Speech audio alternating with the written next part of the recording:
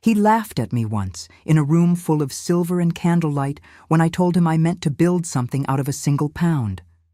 I have carried that laugh for 7 years, the way other women carry a lock of hair inside a locket, and I have spent every hour of those 7 years learning the exact weight of the silence that would one day answer it. My name is Eliza Hartwell. I was born in the last cottage on the lane at Nethercombe, in the county of Somerset, in the spring of the year 1837, and the first thing I ever learned about the world was that it is divided by a wall. On one side of that wall, the grass is cut short, and the peacocks scream at dawn. On the other side, the grass grows where it likes, and the women rise before dawn to boil water for people they will never be permitted to look in the eye. My mother was Hannah Hartwell, and she was the laundress at Ravenscourt Hall for 26 years.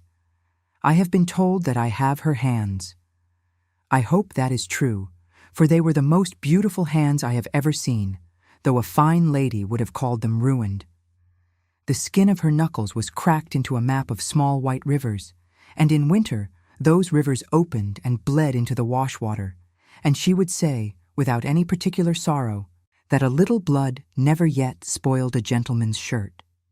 She smelled of lye and lavender and wet stone.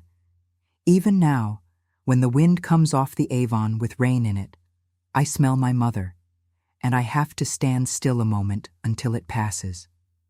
Ravenscourt Hall stood above the village on a shoulder of the hill, and it was the largest thing in my world. It had been built by a man who wanted God to notice him. 90 windows on the south front alone, and a great flight of stone steps and lions on the gateposts worn faceless by 200 years of Somerset rain. In summer, the honey-colored stone went the color of new bread. In winter, it went the color of a drowned thing. As a child, I would lie on my back in the long grass below the ha-ha and count the windows and wonder what they were all for, since I had never in my life seen more than 3 of them lit at once. I went into service there at 16, in the autumn of 1853. My mother walked me up the drive herself, and she did not let go of my hand until we reached the servants' door at the north side, and then she let go all at once. The way you let go of something you are afraid you will not be able to put down. Remember, she said, that you are not less. You are only lower down. Those are 2 different things. And the day you confuse them is the day they have you. I have thought about that sentence in the dark, and in the boiling room with steam scalding my forearms, and in a courtroom in Bristol with 12 men looking at me as though I were a talking dog. I did not always believe it, but I never once forgot it. The servants' hall had its own hierarchy, more exact and more merciless than anything above stairs. Mr. Pike the butler sat at the head of the table and carved, and the housekeeper, Mrs. Prudence Fenn, sat at the foot, and between them the world descended in careful degrees down to the scullery girls by the draughty door. I was a scullery girl.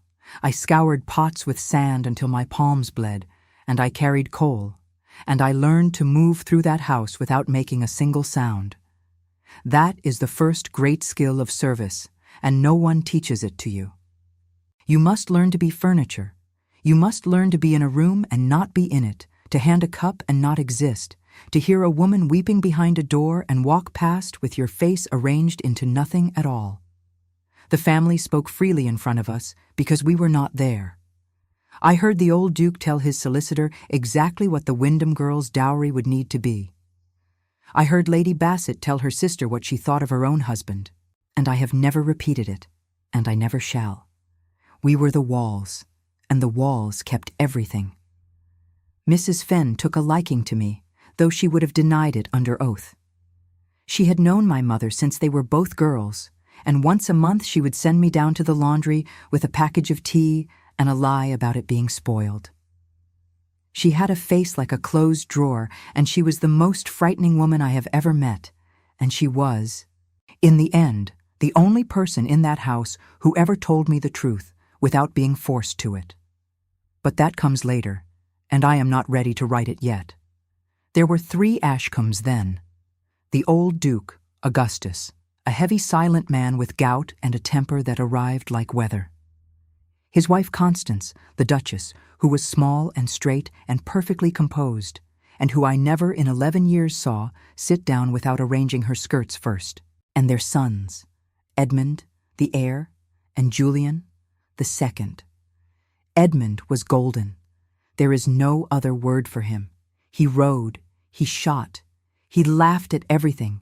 He was adored by the village because he threw coins into it, and he had the particular careless charm of a man who has never once in his life had to consider the consequence of anything. The tenants loved him. The maids loved him, some of them to their cost. His father looked at him the way a man looks at a good horse he has bred himself. And then there was Julian. I did not notice him for a long time, which is a strange thing to say now. He was 5 years older than me, and in that first winter he was up at Oxford, and when he came home at Christmas, he did not go out with the guns. He stayed in the library. The library at Ravenscourt was the only room in the house I loved. It was long and low and lined to the ceiling with books that no one read, and it smelled of leather and cold ash and the particular dust that gathers in the folds of old paper. I was sent in each morning at 5:30 to lay the fire, and I was to be finished and gone by 6. One morning in January, I was not finished by 6. I had opened a book. I want to be honest about it, because I have spent my life among people who assume a servant steals only silver. I had opened a book, and I was standing on the hearthrug with soot on my hands, reading, and I did not hear the door. He was in the doorway with a candle. He was very tall and very thin then, all wrists and shoulders, with dark hair that would not lie down and gray eyes that took a long time to settle on anything. I dropped the book. I remember the sound it made on the boards, and I remember that I could not breathe, because a girl could be dismissed without a character for far less. And a girl without a character in 1854 had 2 roads open to her, and one of them ended in the river. He crossed the room and picked the book up. He looked at the spine. Then he looked at me, and he asked me whether I had got to the part where the ship goes down. I could not speak. He waited. He was a patient man even then, patient the way stone is patient. And at last I said that I had not, and that I was sorry, and that it would not happen again. He said that would be a great pity, and he put the book into my hands, and he told me to leave it under the 3rd cushion of the window seat when I had finished with it, and that no one ever looked under the 3rd cushion because no one ever sat there. That was how it began. Not with a ball, not with a rose, not with any of the things they put in novels. It began with a book under a cushion. For 3 years and more, we conducted the only kind of friendship that was possible between a duke's son and a housemaid, which is to say, a friendship made entirely of objects. A book left, a book returned. A folded slip of paper marking a page, with 2 words on it in his small upright hand, asking what I had thought. My answer written on the back in pencil, which took me half a night and cost me most of my sleep, because I had been taught my letters by the curate's wife, and I was ashamed of my spelling, and I would write a sentence 6 times before I let him see it. He never once corrected me. That is the thing I have never been able to forgive him for, and never been able to stop loving him for, both at the same time. He never once corrected me, and he never once pretended not to notice. We spoke aloud perhaps 40 times in all those years. I have counted. In a corridor, in the walled garden where the espalier pears grew, once on the back stair when he came up it too fast, and we collided, and he caught my elbow and let go of it as though it had burned him. Nothing happened. I want that understood. For all those years, nothing happened, and it was the fullest and happiest time of my life, and I would go back to it now if I could have it, and I would give up a great deal to have it. I was in love with him by the 2nd winter. I knew precisely what that meant and precisely what it was worth, which was nothing. A girl in my position who lets herself hope is a girl who has decided to be destroyed. So I did not hope. I simply loved him, quietly, the way you love the sea, without any expectation of being loved in return. And I told myself that this was a manageable arrangement and that I had it well in hand. I was 20 years old and I understood nothing. In the November of 1857, Edmund Ashcombe took a 5-barred gate at the bottom of the long meadow on a horse that had been lamed the week before and not properly rested. The horse went down on the far side. Edmund's neck broke on the frozen ground, and he died before they carried him as far as the lodge. I was in the still room when they brought him up the drive. I heard the noise the house made. I have never heard anything like it before or since. It was not screaming. It was a kind of low collapse, a sound of many people going quiet at once, and then doors everywhere in that house opening and closing, and the dogs howling in the yard because dogs always know. The Duchess did not weep. She came down the great staircase in her gray silk, and she gave the orders. The blinds to be drawn, the clocks to be stopped, the mirrors covered, the letters written. She stood in the hall while they carried her eldest son past her on a hurdle with a coat over his face, and she said, in a perfectly level voice, that the north bedroom should be prepared, and that the doctor need not be sent for now, but the rector should. Then she went upstairs and dressed for dinner, and came down at 8 o'clock and ate a little clear soup, and the county said afterwards that she had borne it magnificently. I know what she really did. I was the girl who took the ashes out of her sitting-room grate the next morning, and I found the burnt corner of a letter that had not caught properly in Edmund's hand. And I found something else that I have never told a living soul, which was a small ivory teething ring, very old and very worn, that she must have kept for 28 years, and that she had thrown into the fire and then, I think, pulled out again with her own hands, because the ends of it were scorched, and there were ashes on the hearthrug in the shape of 2 knees. I put it back on the mantel. She never said anything about it. But she looked at me differently after that, and it took me years to understand what the look meant. It meant that I had seen her, and Constance Ashcombe could forgive many things, but never that. Julian came home from Oxford for the funeral, and he did not go back. He was the heir now. He was 26 years old, and he had wanted to read law and live in London and write, and instead he was given a dead brother's rooms, a dead brother's dogs, a dead brother's horse, and a father who looked at him across the dinner table every evening for more than 2 years, with an expression that said, without any possibility of misunderstanding, that the wrong son had been taken. I watched him change. I want to say that plainly, because later on the world would call him cold and hard and unfeeling, and the world would be right, and the world would not know that he had been made that way in a room in Somerset by a man who could not bring himself to say one kind word. He stopped reading. The book stopped moving from under the 3rd cushion. He learned the rents and the drainage and the timber and the coal, and he learned them well, because he was clever and because he was drowning, and work is a thing you can hold on to. He grew quiet in a way that was not peace. His mouth got a line at each corner that never afterwards went away. Once, in that first winter, I passed him on the terrace at dusk, and he did not see me, and he was standing at the balustrade with his hands flat on the stone and his head down. And I stopped, because I thought he was ill. He was not ill. He was breathing very carefully, in and out, the way you do when you have decided not to make a sound. I stood there in the cold with a basket of linen on my hip, and I understood that I could not go to him, that there was no arrangement of words or bodies in the world in which I could go to him, and I turned around and went back the way I had come, and cried in the linen closet for a quarter of an hour, and then went and did my work. That is class. People think it is money. It is not money. It is the fact that you can be 20 feet from a man who is drowning, and there is a wall between you made of nothing at all, made of air, made of 100 years of other people's arrangements, and it is stronger than iron. The old Duke died in the February of 1860, of the heart, at his own dinner table, between the fish and the saddle of mutton. He said something first. Mr. Pike was in the room and heard it and would never repeat it. and I have always believed that it was unkind because of Julian's face afterwards, which was not the face of a man who has been forgiven anything. They buried him on the 3rd of March in the year 1860. It rained the whole day, a hard, slanting Somerset rain that came sideways off the levels and stripped the last of the beech mast off the drive.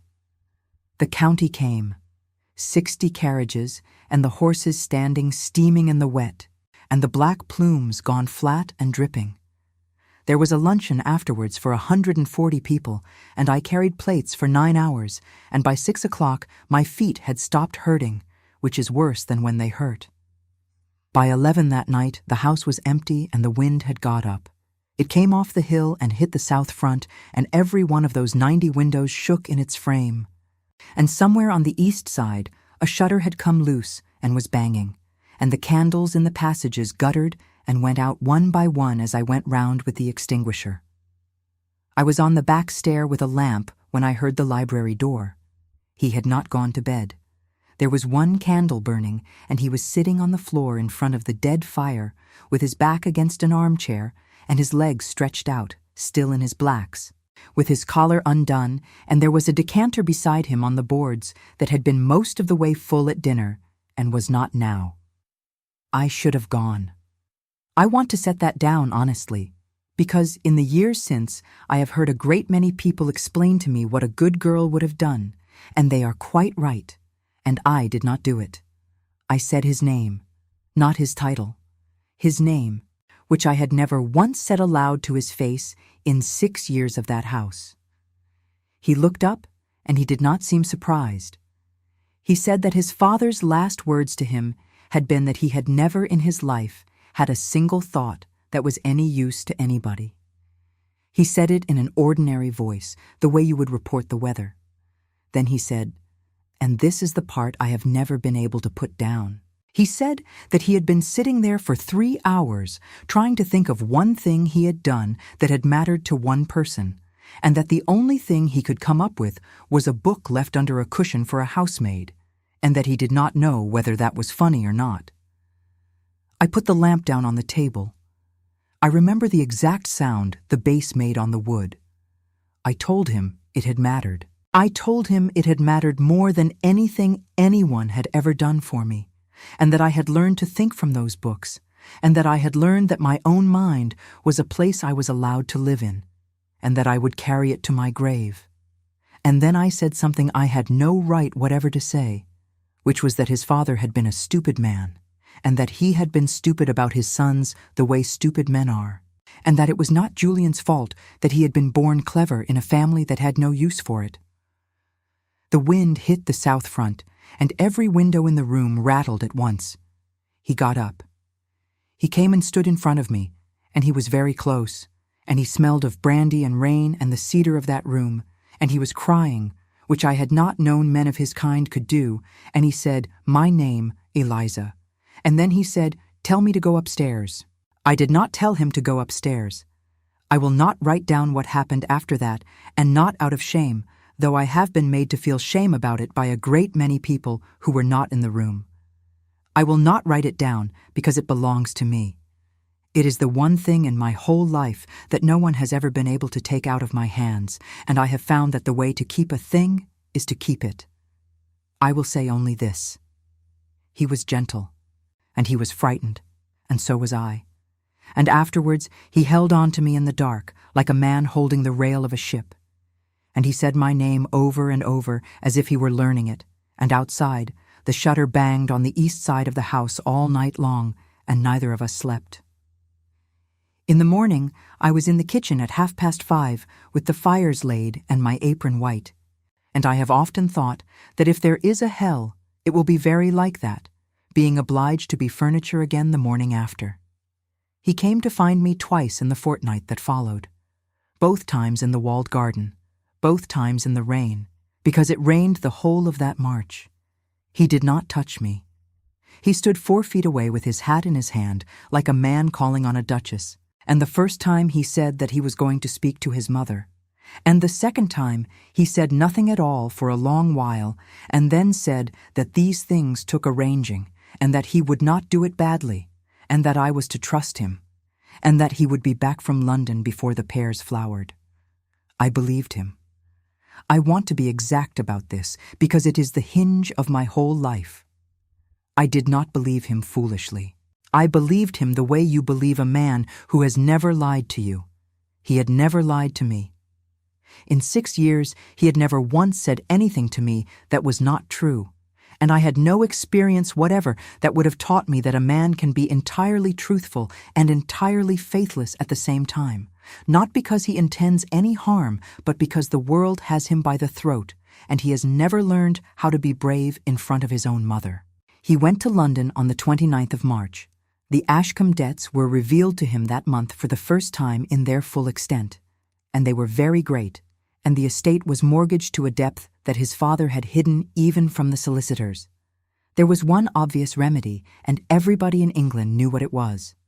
Her name was Lady Sophia Wyndham, and she had £90,000. He did not write to me. I have thought about that more than about anything else. Not one line, not one word, for 9 weeks, and I made excuses for him for the first 3, and then I stopped making them and simply waited, which is a different thing and a worse one. In the 2nd week of June, I was sick into a bucket in the scullery at 6 o'clock in the morning, and Mrs. Fenn came in behind me and stood in the doorway, and I turned round and looked at her, and neither of us said anything for a long time. Then she said, "God help you, girl. I did not go to the Duchess. She sent for me."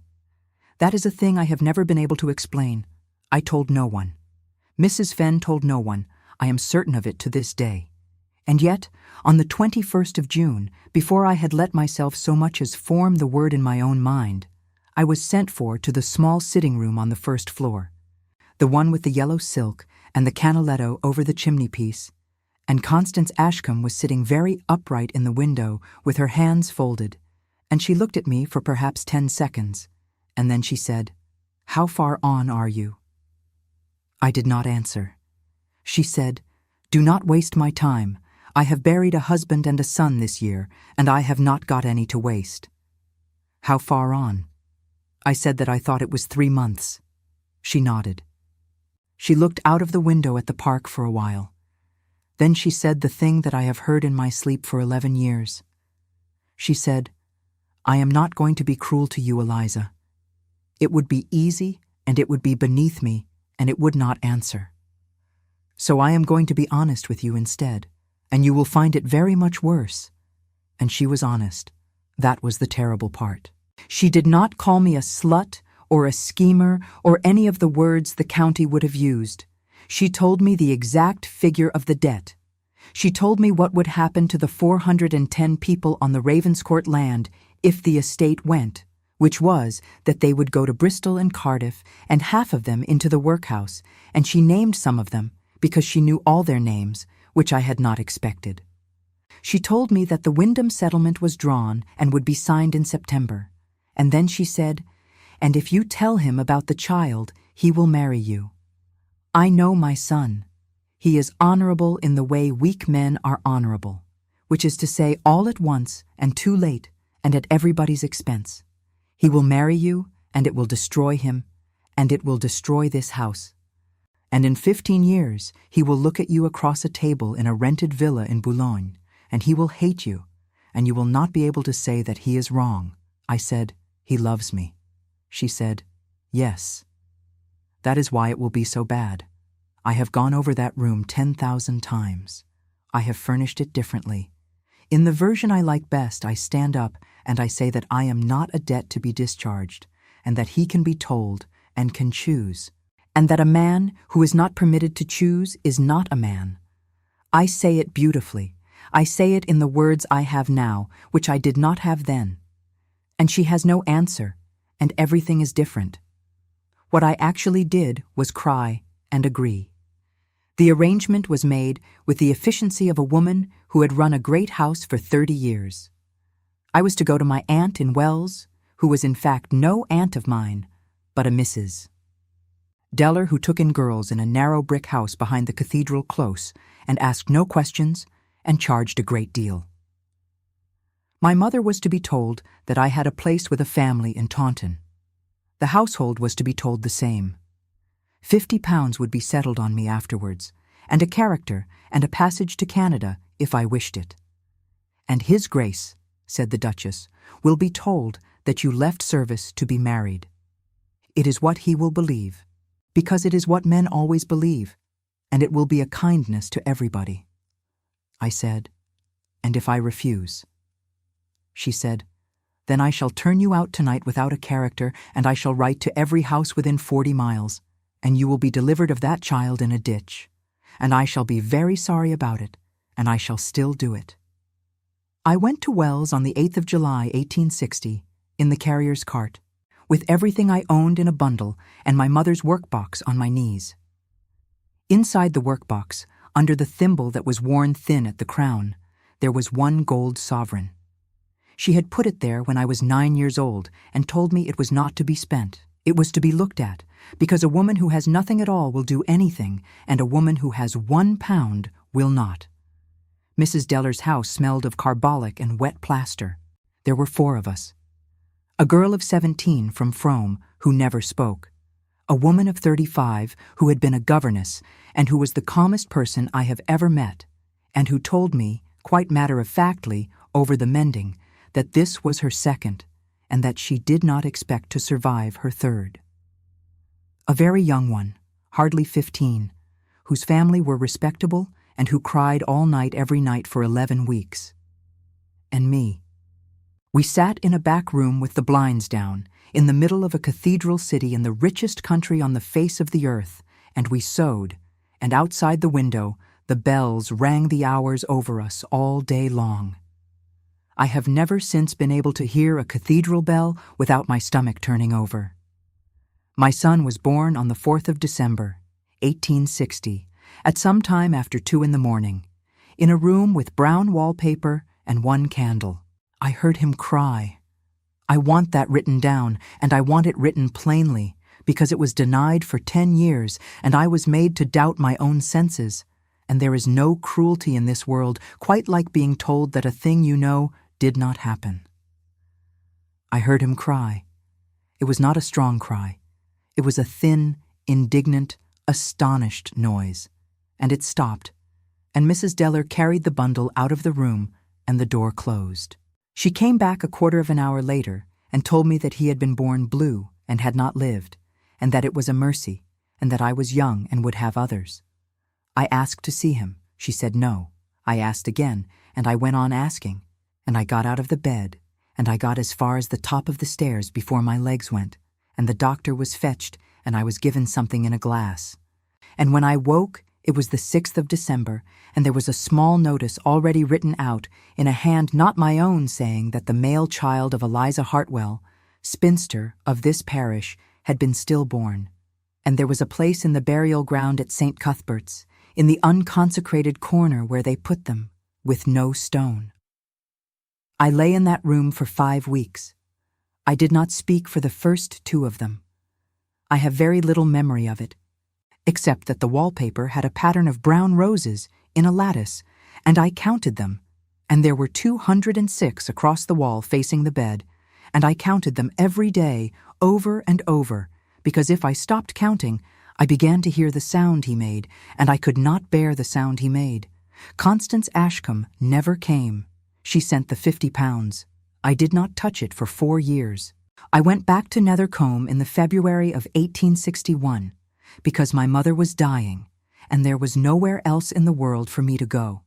Consumption, which she had had for 2 years, and had told nobody, in the way of women of that generation who considered illness a form of poor manners. She lasted 11 weeks. I nursed her in the last cottage on the lane with the rain coming through the thatch at the back, and she never once asked me where I had been, and on the last night she held my wrist and said, "You had a bad time in Taunton," and I said yes, and she said, "I know," and that was all either of us ever said about it, and I have decided to believe that she knew everything and forgave me before I asked, because that is the kind of woman she was. She had been in service at Ravenscourt for 26 years. When she died, she was owed 147 days of wages. The estate was in difficulties, and the wages of the outdoor and the lower servants had been paid in part, and then in promises, and then not at all. And the accounts were in a muddle, and the money never came, and she was buried by the parish with the parish's shovel, and I stood at the graveside in borrowed black with 9 other people, and I remember thinking, very clearly and without any heat at all, that a family which cannot pay a laundress is not grand, it is only in fancy dress. Mrs. Fenn took me back into the house in the April of 1861. She did it against orders, and she never admitted it. I came back as a housemaid, 3rd of 4, and I was 24 years old, and I had a dead mother and a dead child, and £9 in the world, and 1 sovereign that was not to be spent. And I want to say something now about what it is like to walk back through a door like that. Everybody knew. Not the details, but the shape. In a house of 30 servants, there are no secrets, only agreements about which things will not be said out loud. There was a way the second footman looked at me on the back stair, and a way the other housemaids stopped talking when I came in and started again a beat too late. And there was Mr. Pike, who was perfectly correct with me, and never once said a word out of place, and whose correctness was the loudest thing in that house. And there was the Duke. I saw him for the first time on the 4th day, in the passage outside the gun-room, and I stopped and stood back against the wall with my eyes down as we were taught to do. And he went past me and got 6 paces beyond, and then stopped. I did not look up. I heard him turn around. I heard him come back. And then he said, in a voice I had never heard him use, a flat, cold county voice with all the warmth burned out of it, he said, "I understood that you were married." I said, "No, Your Grace." He said, "I was told you had gone to Taunton to be married to a farrier in the July of last year, 3 weeks after I left this house." And I understood, standing there with my eyes on the boards, exactly what had been done to us. Not all at once. But the shape of it came to me, the whole architecture of it, and it was so complete and so well built that I very nearly admired it. I said I was not married. He said, "Then what were you?" And here is the thing that I have had to live with. I could have told him. He was 4 feet away in an empty passage, and there was no one within 30 yards. And I could have opened my mouth and said, "I was carrying your child, and your mother sent me to a house behind the cathedral at Wells, and he died, and I heard him cry." I did not say it. I have been asked why by the only 2 people I ever told the whole of it to, and I have given a different answer each time, and both answers were true, and neither was the real one. The real one is this. I was 24 years old, and I had been broken in a particular way. And the piece that was broken was the piece that believes it will be believed.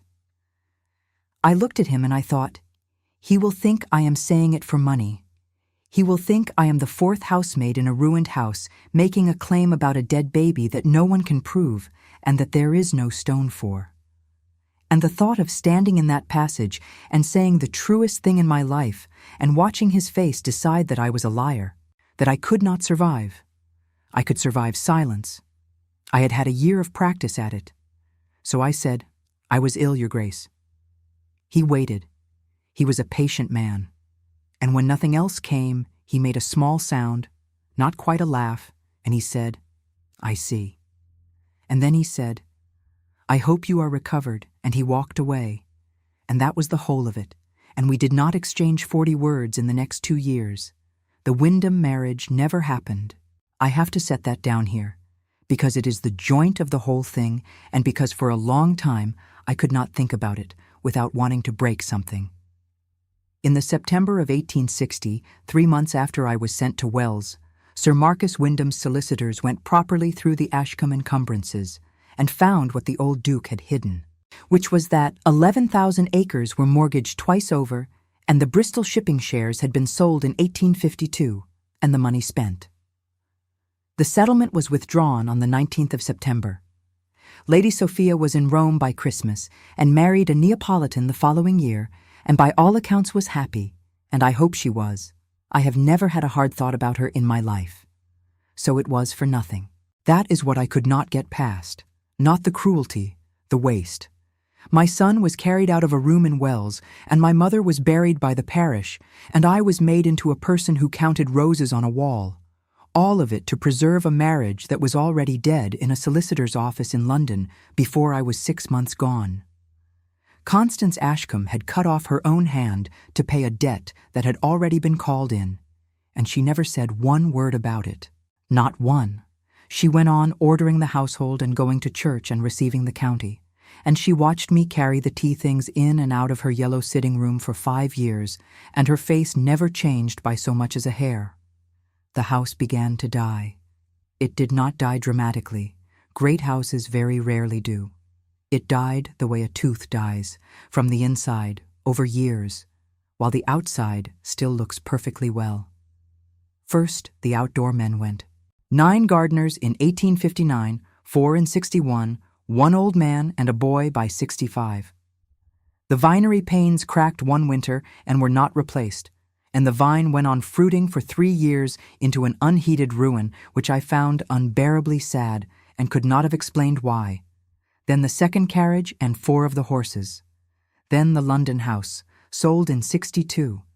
Then the pictures, quietly, one at a time, out of the back of the house at 7 in the morning in a covered cart, and a lighter square left on the wallpaper where each had hung, and the Duchess would have a screen or a cabinet moved to stand in front of it, and nobody ever mentioned it. And by 1865, the long gallery had 9 of those lighter squares in it, and looked like a mouth with the teeth knocked out. The servants were paid late, and then partly, and then in kind. Mr. Pike stayed. Mrs. Fenn stayed. 3 of the maids went to a mill family at Frome, who paid on the day, and were called ungrateful for it. I stayed. I have been asked why, and the honest answer is that I had nowhere to go and no one alive who was mine, and that a house you hate is still a house, and that I had begun by then to have a reason.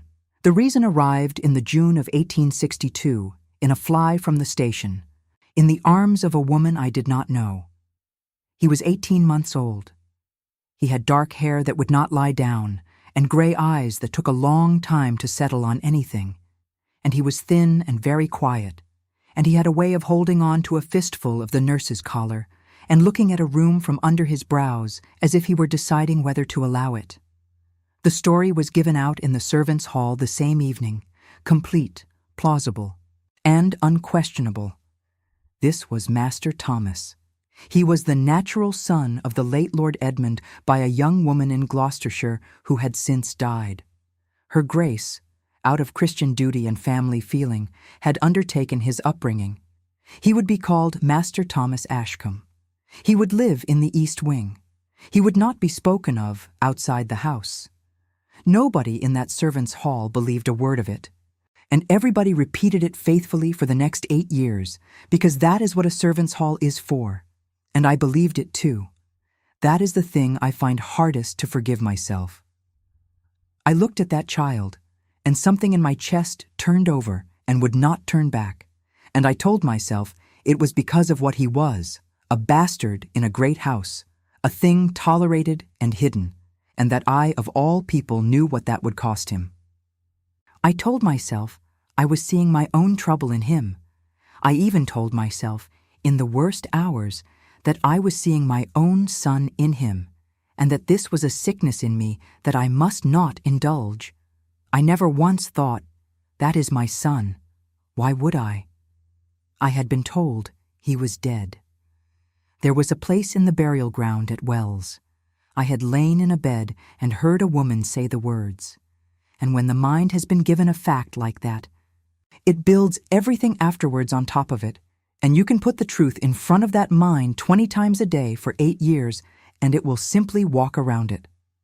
I got myself moved to the East Wing. It took 11 months, and it was the most calculating thing I had ever done. I made myself useful to the nurse, then indispensable.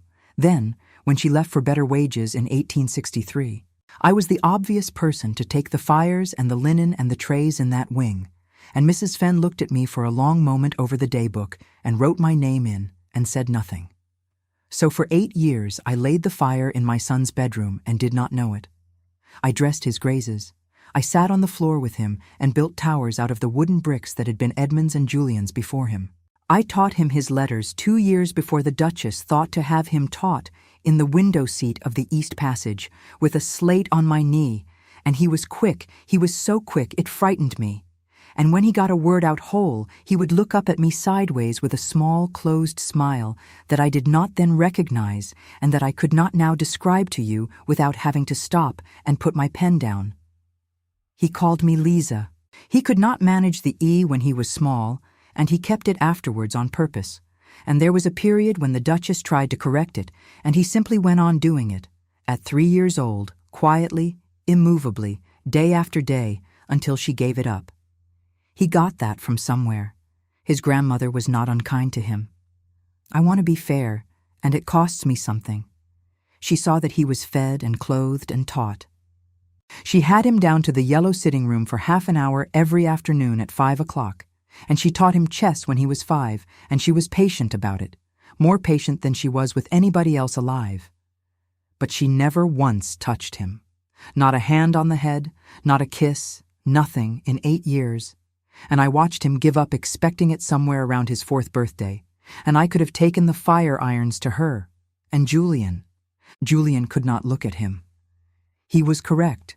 He asked after his lessons.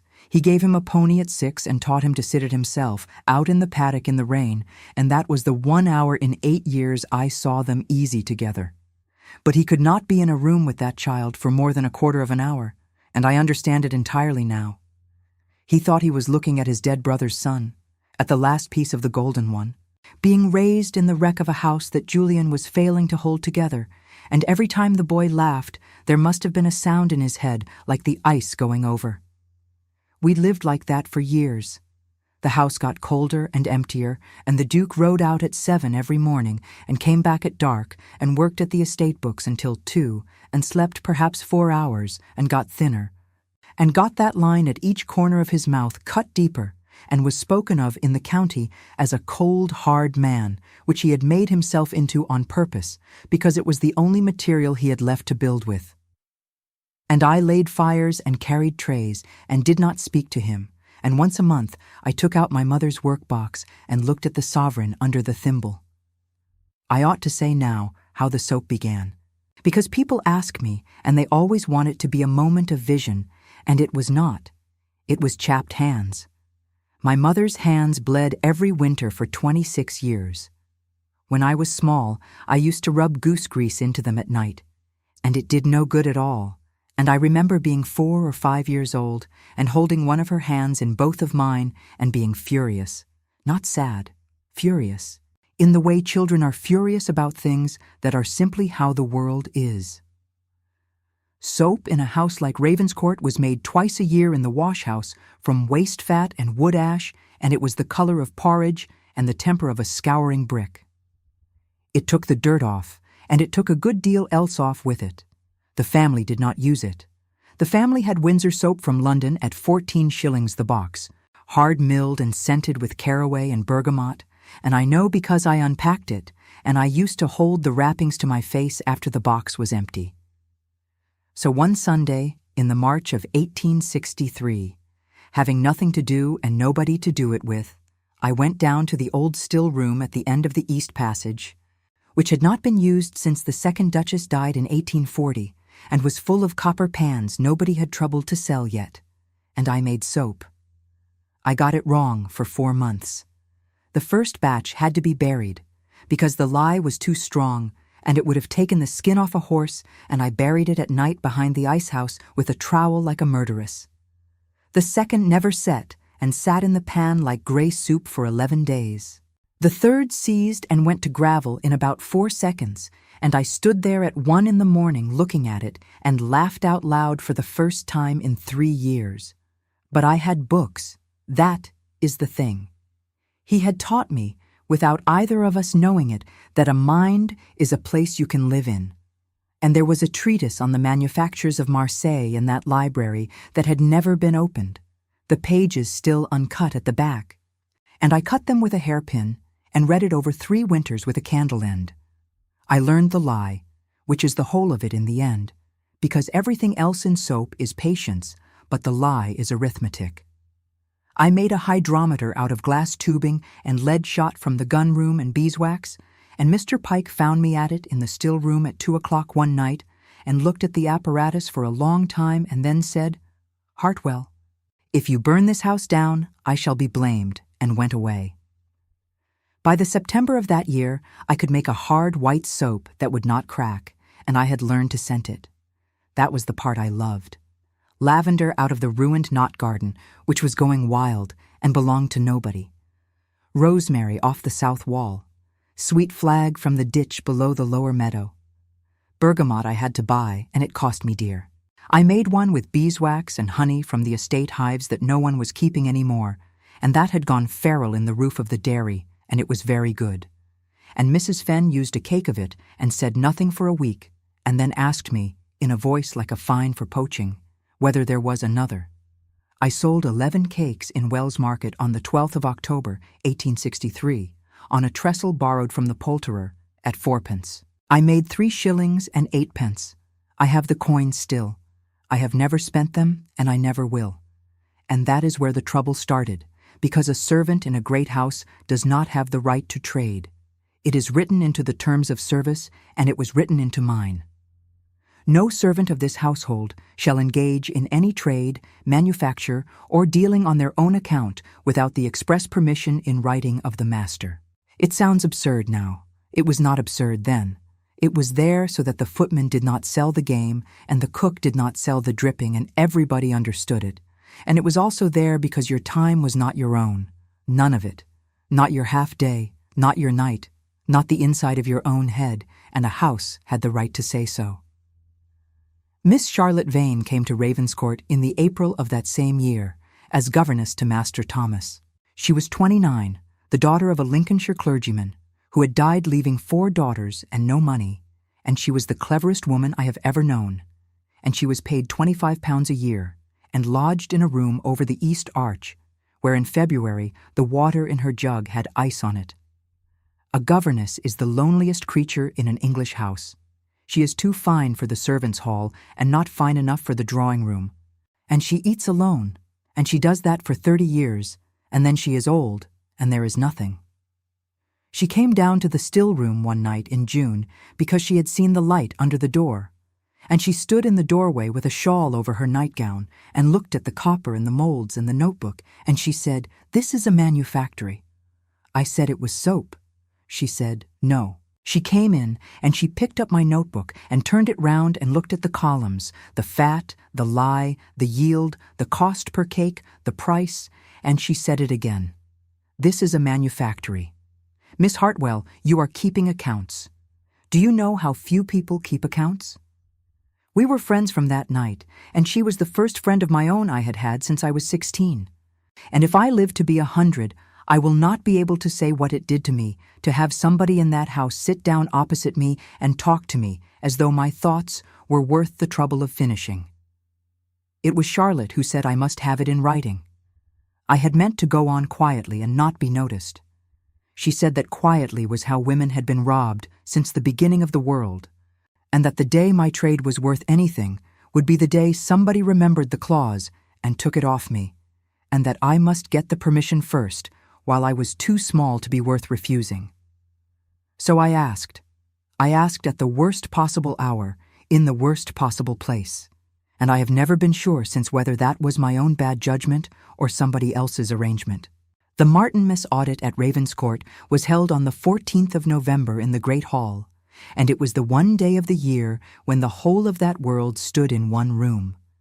The tenants came up from the farms with their rent in canvas bags, 31 of them in their black coats, and the agent Mr. Sprigg sat at the long table with the ledgers, and the Duke sat beside him, and the Duchess sat by the fire with 2 or 3 of the county who had come over for the day and stayed to dine. Lady Bassett was there. Old Colonel Ferrers was there. And after the tenants were done, the indoor servants were called forward in order of precedence to receive their wages, which that year were paid at 11 shillings in the pound, with a note of hand for the rest. I was 4th from last. I took my wages, which came to £2 14 shillings for the half year, and I did not go away. Mr. Sprigg said, "That will be all, Hartwell." And I said, "If it please your grace, I have a request to put." The hall at Ravenscourt is 90 feet long with a hammer-beam roof, and it takes a voice up and holds it. 31 tenants stopped talking. I felt the room turn round on me like a wheel. The Duke looked up. He had been looking at the ledger, and he had not, I think, properly registered which servant was in front of him until that moment. I watched it arrive on his face. 4 years since he had spoken more than a dozen words to me, and I had grown thin in that time, and my hands were not what they had been, and I was 26 years old, and he looked at me and something happened behind his eyes that I could not read at all, and then it was gone, and the county face came down over it like a shutter. He said, "Put it then." I said that under the terms of my service I might not trade without permission in writing, and that I was making soap in my own hours from materials I had paid for or gathered where nobody wanted them, and that I had sold some at Wells Market, and that I wished to be allowed to go on. Mr. Sprigg said, in a tone of some enjoyment, that the girl had set up in business, and His Grace said, "Has she indeed? And with what capital?" I should have lied. I have thought about it 1,000 times, and the truth is that I could have said any figure in the world, and no one in that hall would have been able to contradict me.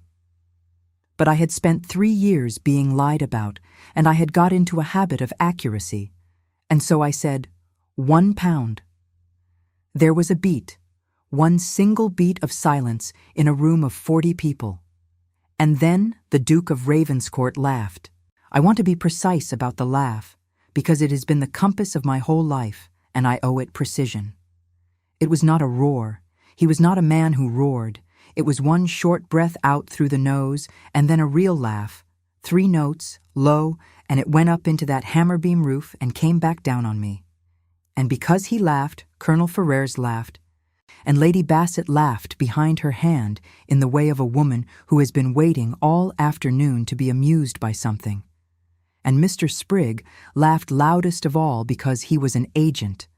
And then the tenants laughed, 31 men who owed me nothing and had nothing against me, and who laughed because the man who held their leases had laughed, and the sound of it went round that hall twice. The Duchess did not laugh. She looked at the fire. Charlotte Vane, standing at the back by the screen's passage where the governess stands, did not laugh. I saw her face, and it was white with rage. And my son, who was 3 years old and had been brought down to see the tenants because it was thought proper, stood by the Duchess's chair and did not laugh either. But he looked round at all the laughing grown men with his brows down, deciding whether to allow it. And then he looked at me. I stood there. I did not move, and I did not put my head down. I have been told since that it was defiance. It was not defiance. It was that my legs had stopped being mine, and I could not have moved if the roof had fallen. When it had gone quiet, the Duke said, "Forgive me." And then he said, £1. I said, "Yes, Your Grace." He said, £1 is what a fool pays for the privilege of learning that she is a fool. And then he said, "Do you know what the drainage on the lower farms alone would cost? 900. Do you know what this house costs to keep standing for 1 year? Do you know what I signed away this morning before breakfast?" I said, "No, Your Grace." He said, "No. And I have a laundress's daughter standing in my hall on audit day proposing to become a manufacturer with £1, and I am to keep a straight face about it." And then he said, "The thing that cut." And he said it more quietly, so that only the front of the hall heard it, and I have never been able to decide whether that made it better or worse. He said, "I lent you books once." I had thought something rather better would come of it than a tray of soap in Wells Market. I have had 11 years to think of what I should have said. What I did say was, "Thank you, Your Grace. May I have it in writing?" He looked at me. Something went across his face very fast, and I did not know then what it was, and I know now, and it was shame. He said, "Sprigg, draw it. Let it be entered that the girl may sell her soap." And he bent his head to the ledger again, and the audit went on. And I walked the length of that hall past 31 men who were still smiling, and out through the screens passage, and along the stone corridor, and down the 17 steps to the servants' floor, and into the boot room, and I shut the door, and I put both hands flat on the wall, and I did not cry. I have never cried about it, not once in all the years. That is not a boast. I think it would have been better for me if I had. Charlotte found me there 10 minutes later, and she was shaking with temper, and she began to say something about them all, and I stopped her. I said, "Charlotte, do not." I said, "I have got it in writing." The next morning, there was a folded paper on the slab in the back passage, with my name on it in a small, upright hand I would have known anywhere in the world, and inside it was the permission, correctly worded, signed and dated by his own hand and not by the agent's, and folded inside that, a sovereign. I looked at it for a long while. Then I put it in an envelope, and I wrote on the outside, "His Grace's pound is returned with thanks. Mine is sufficient." And I gave it to Mr. Pike to put on the hall table with the letters. He never mentioned it, but he did not laugh at me again for the rest of my life. For 2 years and 4 months after that, I slept perhaps 5 hours a night. And I have never been so happy. And I would not want anybody to think those two things contradict each other. I made soap in the old still room from 10 at night until 2 or 3 in the morning, 4 nights a week. On my half day, once a fortnight, I walked the 6 miles to Wells or the 9 to Glastonbury with a basket on each arm, and stood in the market from 7 until 2, in the rain with sacking round my shoulders. And I learned that if you set a dish of hot water with a cake of lavender in it on the corner of the stall, the smell carries 30 feet in cold air, and people come to it without knowing why they have come. I raised my price from 4 pence to 8 pence over 2 years and gained more than I lost, because there is a kind of buyer who cannot want a thing at 4 pence and wants it very much at 8 pence. And I did not understand that then. I only observed it, and I wrote it in the book. By the Christmas of 1864, I had 2 buyers who took quantity, a chemist in Wells who sold my lavender out of his window as an East India preparation, which was a lie I let him tell because he took 6 dozen a month, and the housekeeper at Marchcombe Priory, who told her friends, "And that is how it moves in a county, from housekeeper to housekeeper, faster and more surely than any advertisement ever printed." In the June of 1865, a man came to my trestle in Glastonbury Market, picked up a cake, smelled it, put it down, picked up another, and asked me what I had used for the hardening. I said, "Tallow and a proportion of palm."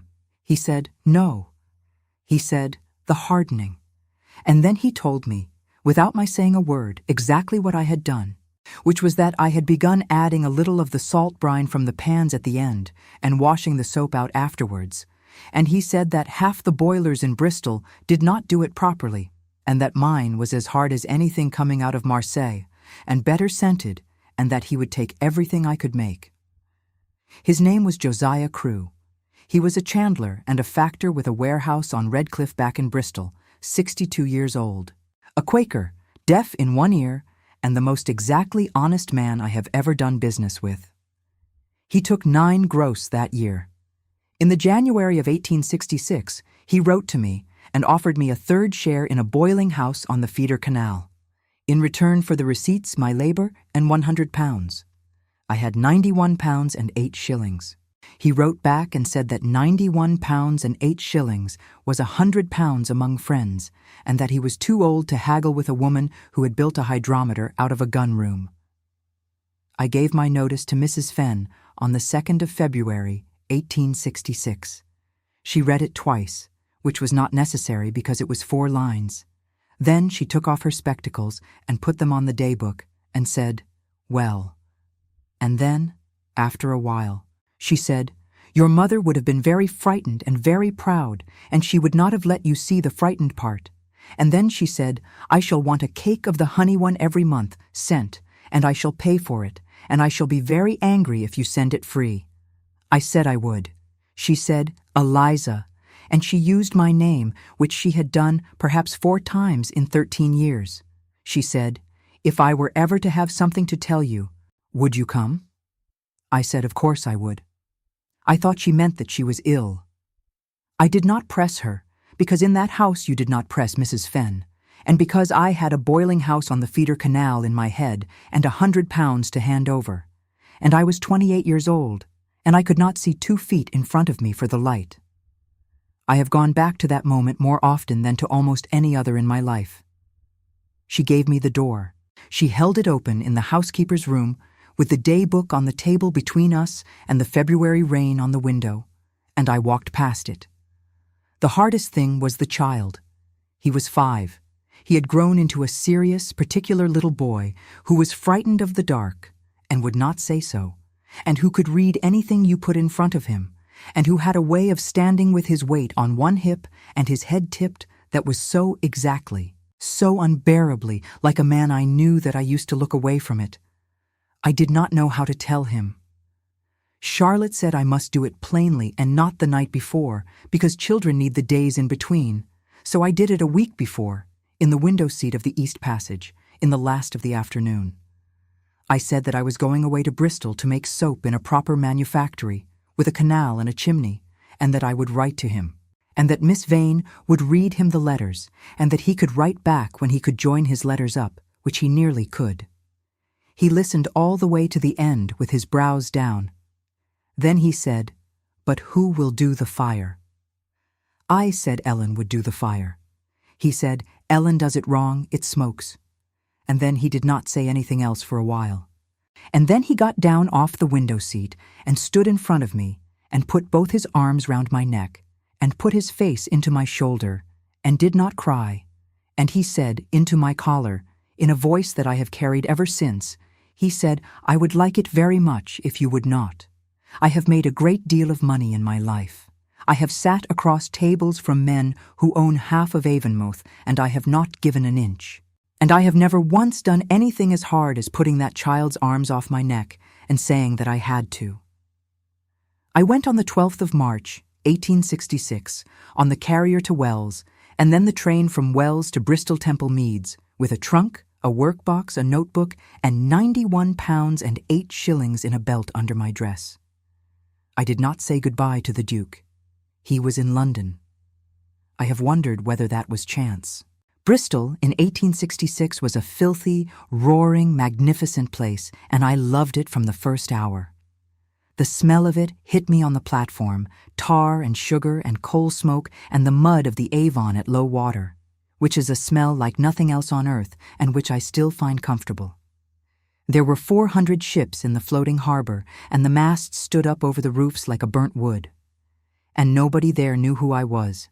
And nobody's mother had been a laundress, and I walked up Redcliffe Hill with my trunk on a boy's barrow, and I was, for the first time in my life, simply a person walking up a hill. I lodged with Mrs. Nell Bray in Guinea Street, 3 rooms over a cooper's, a widow of 44, with a face like a fist and a heart roughly the size of the cathedral. She took in lodgers and washing, and she had 4 children, and she did not complain about any of it. Ever, in the 9 years I knew her, and when she died in 75, I put on her stone the only words she ever said to me that she would have been embarrassed by, which were, "I have never yet met a day I could not get through by 9:30. She became my forewoman in 1868, and my partner in 71. She could not read when I met her, and she could read by the following Easter, because Charlotte Vane sent me a primer in the post, and I sat with her at the kitchen table 4 nights a week, and it was the same primer I had taught my son from, and I did not know then why my hands shook when I opened it. 2 months after I came to Bristol, the world fell down. On the 10th of May, 1866, Overend, Gurney and Company suspended payment. I was in the counting house on the feeder canal when the news came up from the exchange, and Josiah Crewe went and stood at the window with his back to me for a long time. And then he said, in his flat Quaker voice, "Friend, thee had better come and see the books." The panic went through the trade like a fire through a rick. Bank rate at 10, discount houses shutting their doors. Men who had been worth £40,000 on the Wednesday were selling their horses on the Saturday.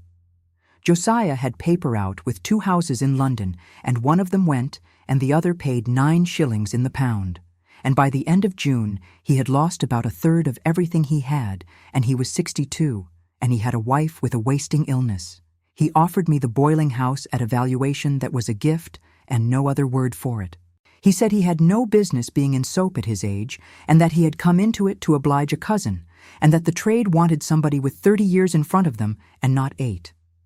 And when I said, quite frankly, that I could not pay it and would not take charity, he said, "Then thee will pay me 200 a year out of the profit until I die, and if there is no profit, thee will pay me nothing.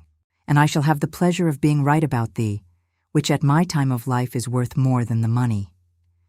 He died in 1873.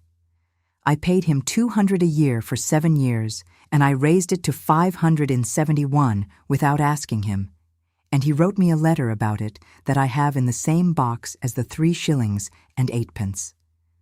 That is how Hartwell and Company began. Not out of a laugh in a great hall. Out of a Quaker's decency in a bad year. I will not set down the whole of the next 4 years. It was 6 o'clock starts and 12-hour days and a chimney that would not draw and a lawsuit over a water right and a fire in the drying loft in '67 that took 11 weeks of stock and taught me about insurance. It was a burn on the inside of my left wrist from a pan of hot lye, 4 inches long, which I have still, and which used to make gentlemen at dinner tables look away, and which I stopped covering in about 1872 on the grounds that it was mine. But I will set down the 3 things that made it. The first was that I would not make cheap soap. The money was in the common bar at 3 farthings, sold by the hundredweight to the mills and the mining villages, and I would not do it. And my reason was not commercial, and I never pretended it was.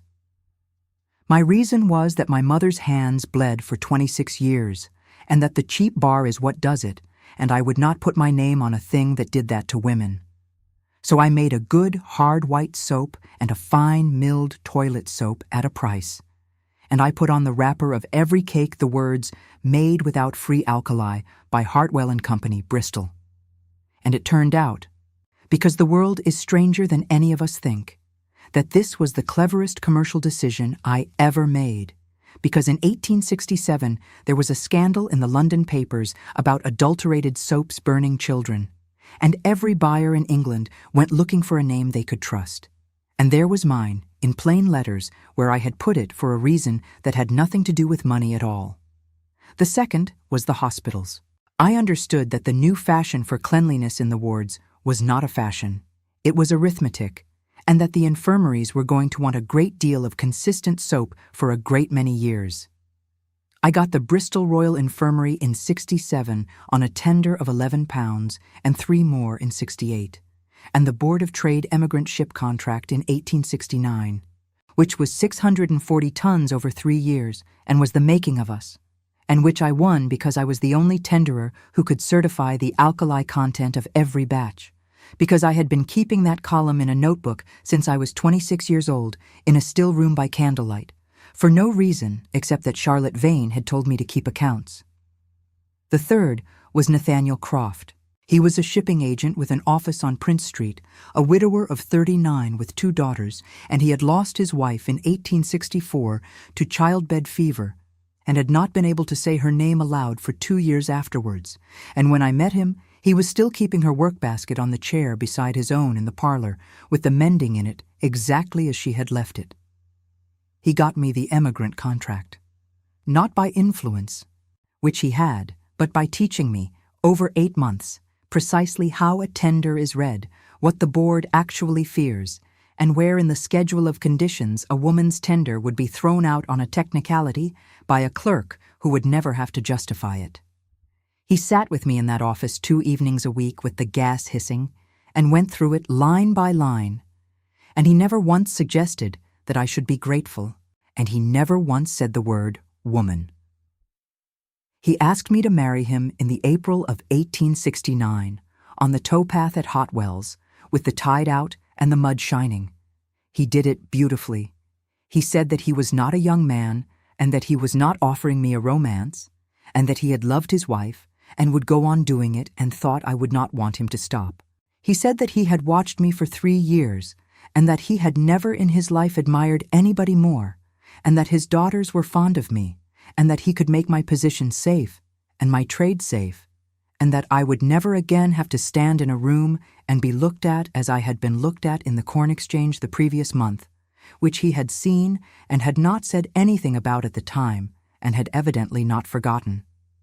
And then he said, "And I do not want an answer today, and if it is no, I should like us to go on as we are, and I shall not mention it again, and I mean that. He was a better man than the one I loved. I want that on the page, in my own hand, because it is true, and because it is the sort of truth women are trained not to say." Nathaniel Croft was kinder, steadier, more generous, and more honest than Julian Ashcombe, and he would have made me happy in the ordinary daily way that most happiness is actually made of, and I would have had 2 daughters and a house on Cornwallis Crescent and a place in the world, and I would have been safe. I said no. Not that day. I took 11 days, which was cowardice, and then I went to Prince Street and said no, and he took it exactly as he had said he would. And he poured me a glass of sherry and asked me about the Cardiff order, and he was my friend for the rest of his life and gave me away at my wedding.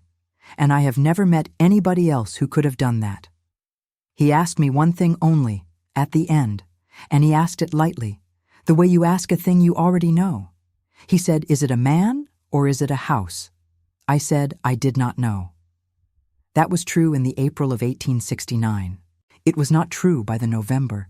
I should explain about the £10 million because it was printed and repeated, and it has followed that family for 40 years, and because I have been the subject of a good deal of newspaper arithmetic myself since, and I know now exactly what it is worth.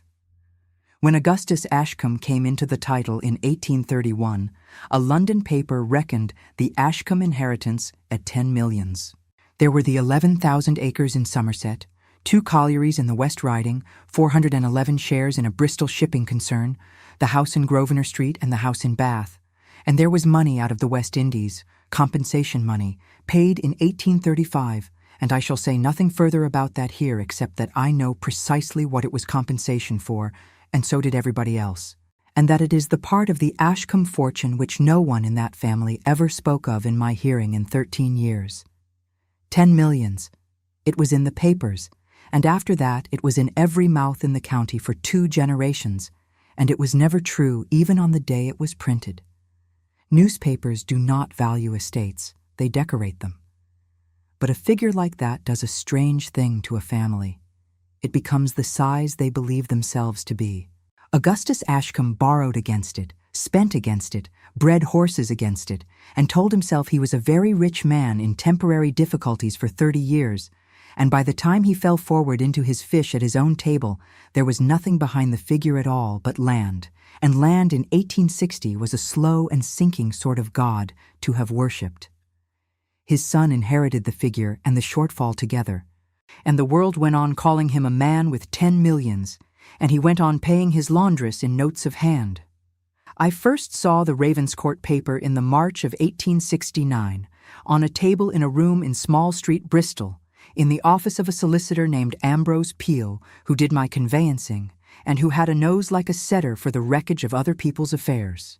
The first charge of 112,000 was held by a bank and was sound and dull and beyond me. But under it there was a second charge, and under that a third, and under that a raft of bonds and annuities and a chancery judgment, £141,000 of it nominal and every penny of it junior, which means that if the estate were ever sold up, the first charge would eat the whole of the price, and the rest of us could stand in the yard and whistle.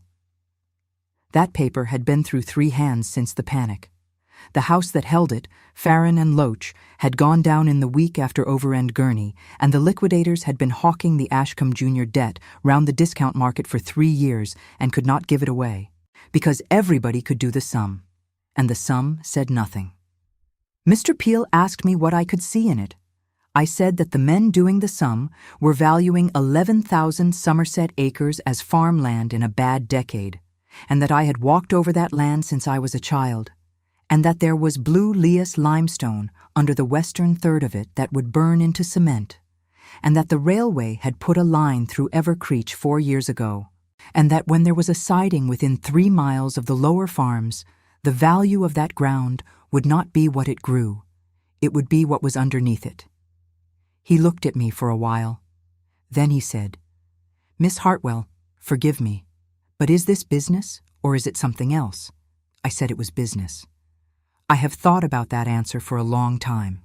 It was not a lie, because everything I said about the lias and the railway was true, and I made a great deal of money out of it afterwards. But it was not the reason, and I knew it was not.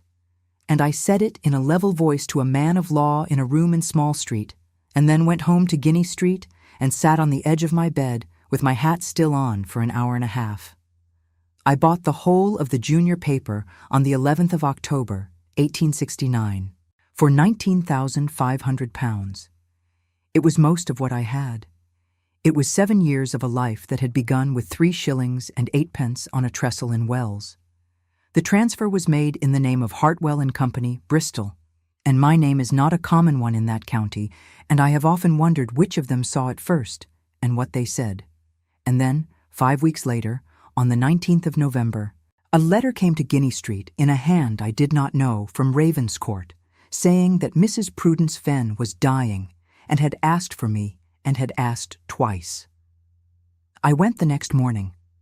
Charlotte Vane met me at Wells Station with a hired fly, and she had her arms round me on the platform before I had got my box down, which she had never done in her life. And on the road out, she talked about nothing at all in a bright, hard voice, about the pony and the state of the roads, and Master Thomas's Latin. And I let her, because I could see that she was frightened, and I thought she was frightened about Mrs. Fenn. I did not go up to the house.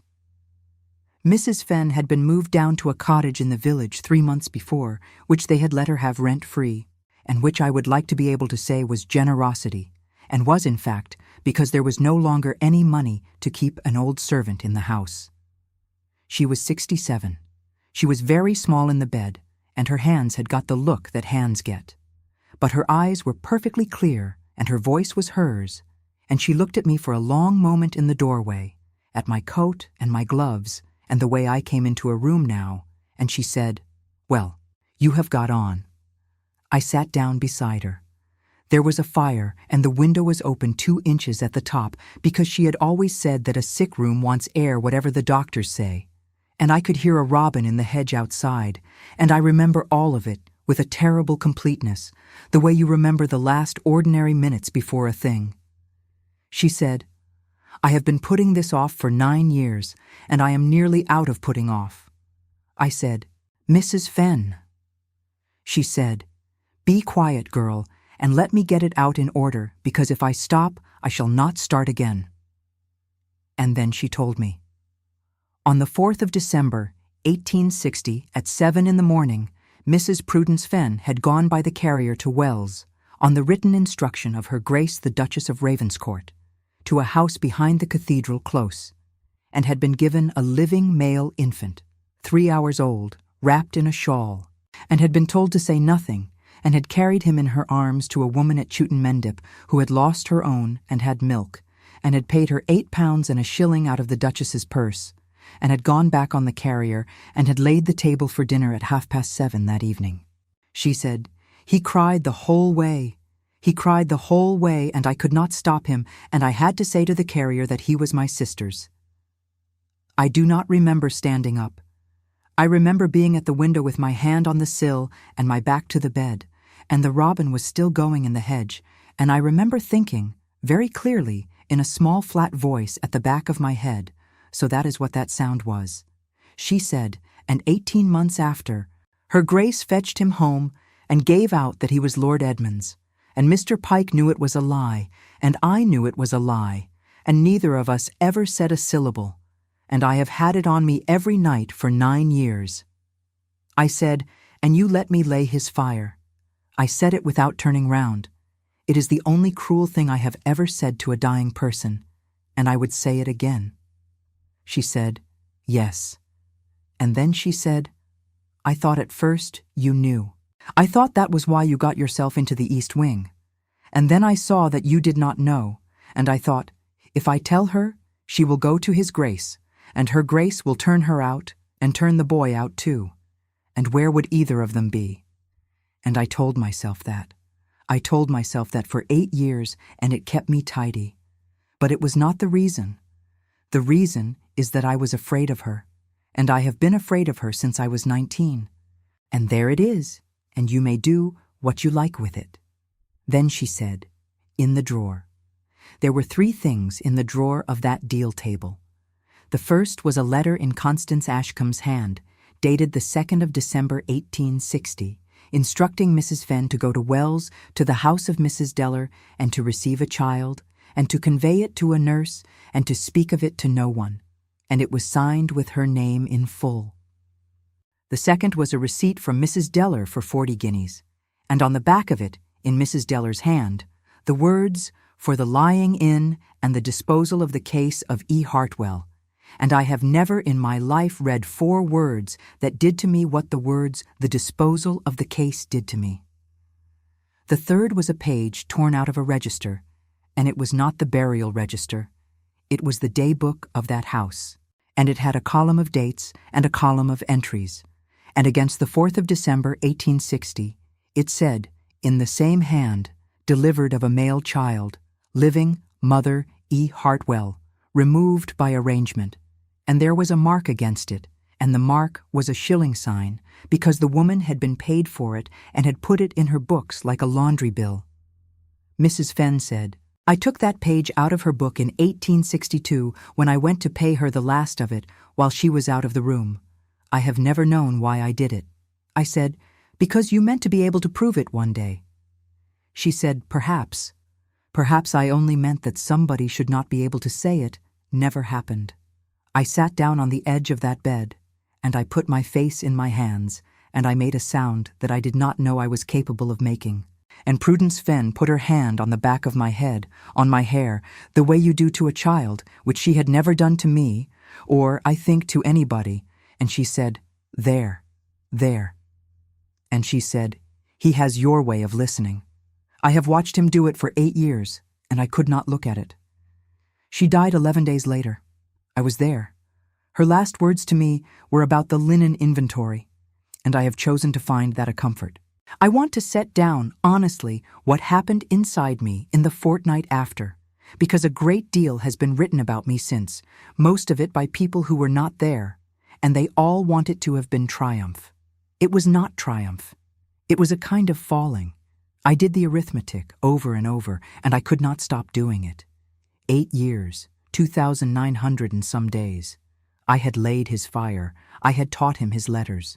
I had held his head over a basin when he had the scarlatina in 65, and sat up 4 nights and been told by the Duchess that I might be spared from my other duties as a temporary arrangement.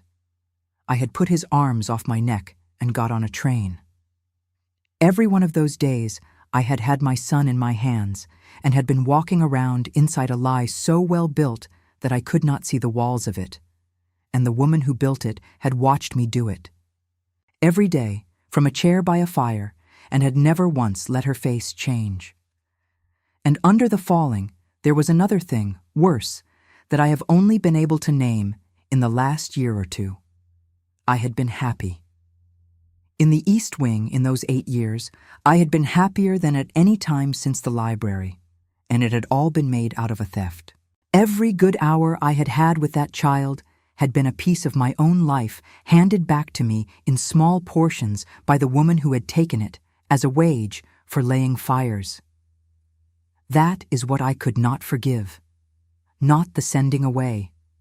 Not even the lie about his dying, terrible as that was, because I could at least understand a woman doing a terrible thing quickly, in a panic, to save a house. What I could not get past was that she had brought him back.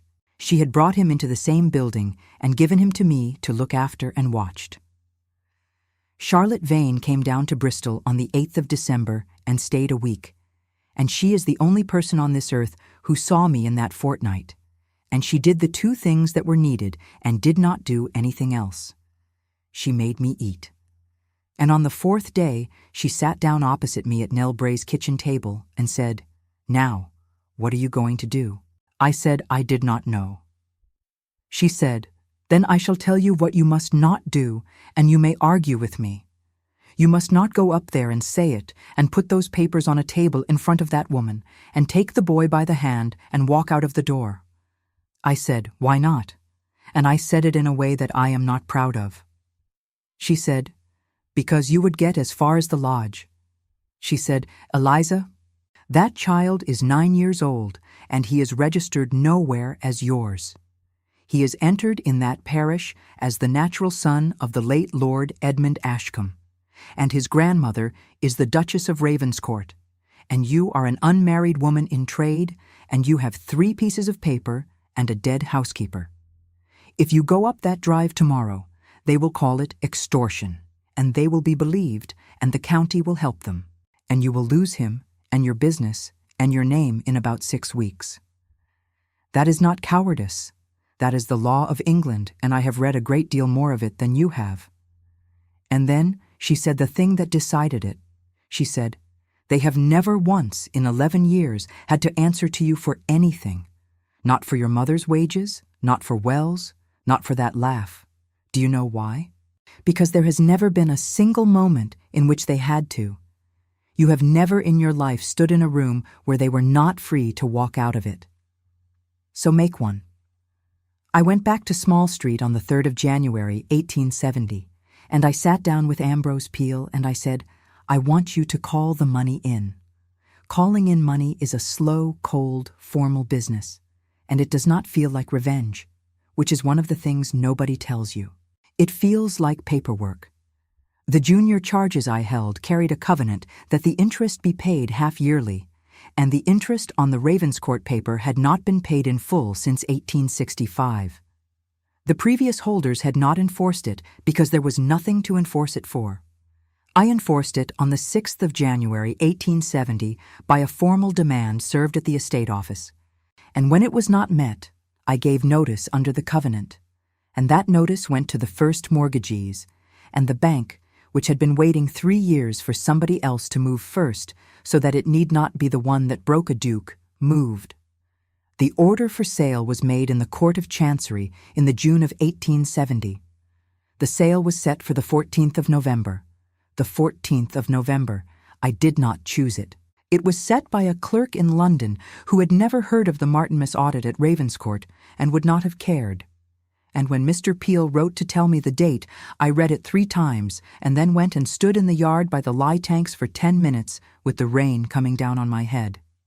The first letter came in the February. It was addressed to the proprietor, Hartwell and Company, Bristol, and it was 4 paragraphs long, and it proposed a scheme of arrangement, and it was in his hand, not his agent's. 2,000 a year against the arrears, the timber on the west side to be sold, the home farm to be let. I read it at the kitchen table in Guinea Street at 11 at night, with Nell Bray asleep next door, and I read the 4 paragraphs perhaps 30 times, and what I was reading was not the scheme. What I was reading was the letters themselves, the small upright hand that had once written 2 words on a slip of paper and pushed it into a book for me under a cushion. Mr. Peel answered it. The answer was 2 sentences long and perfectly civil, and said no. The second came in the May, and it was different, because by then he knew. His solicitors had made the ordinary inquiries and had reported, no doubt in the ordinary way, that Hartwell and Company was a soap and candle manufactory on the Feeder Canal, Bristol, employing upwards of 90 hands, the proprietor being a Miss E. Hartwell, formerly of the parish of Nethercombe in this county. I have wondered 10,000 times where he was standing when he read that. The second letter did not mention it. That is what I found hardest. It was scrupulously businesslike. It made a worse offer than the first because he had less to offer with, and it did not contain 1 word that could not have been read aloud in a court, and at the very end, below his signature, there was a line that was not part of the letter at all. It said, I trust that you are well. I did not answer it. The third came in the August, and it was not a business letter. I am not going to set the whole of it down. It is in the box with the 3 shillings and 8pence and the Sovereign and Josiah Crew's letter about the 200 a year. And it will go into the fire the day before I die, and I have made Charlotte promise it. But I will say what was in it, because it matters to what came after. He wrote that in the August of 1860, he had gone to Taunton on a horse and spent 2 days going round the forges, asking for a farrier with a young wife called Eliza, and had found nothing, and had come home and been told by his mother that of course I would have changed my name and that he was making a spectacle of himself. He wrote that he had believed her because it was easier than the other thing, and that this was the single worst act of his life, and that he had known it at the time. He wrote that he had laughed in the hall on the 14th of November, 1863, because he had been sitting for 9 hours signing away a colliery his grandfather had bought, and because I had walked to the front of that hall with my hands ruined and my back straight and asked him for permission to have a life, and because he could not bear it.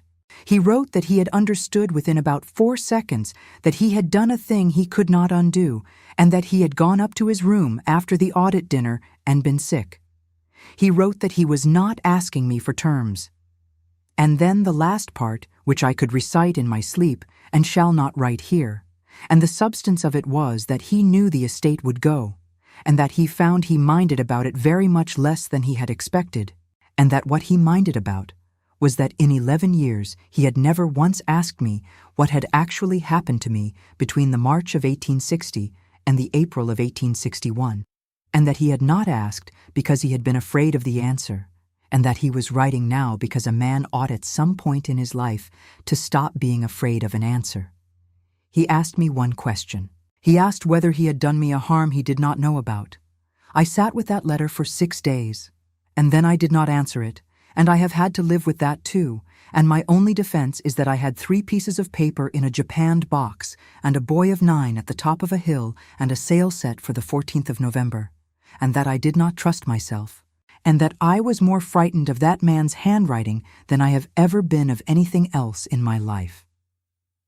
The sale was held at the White Hart in Wells at 2 o'clock in the afternoon.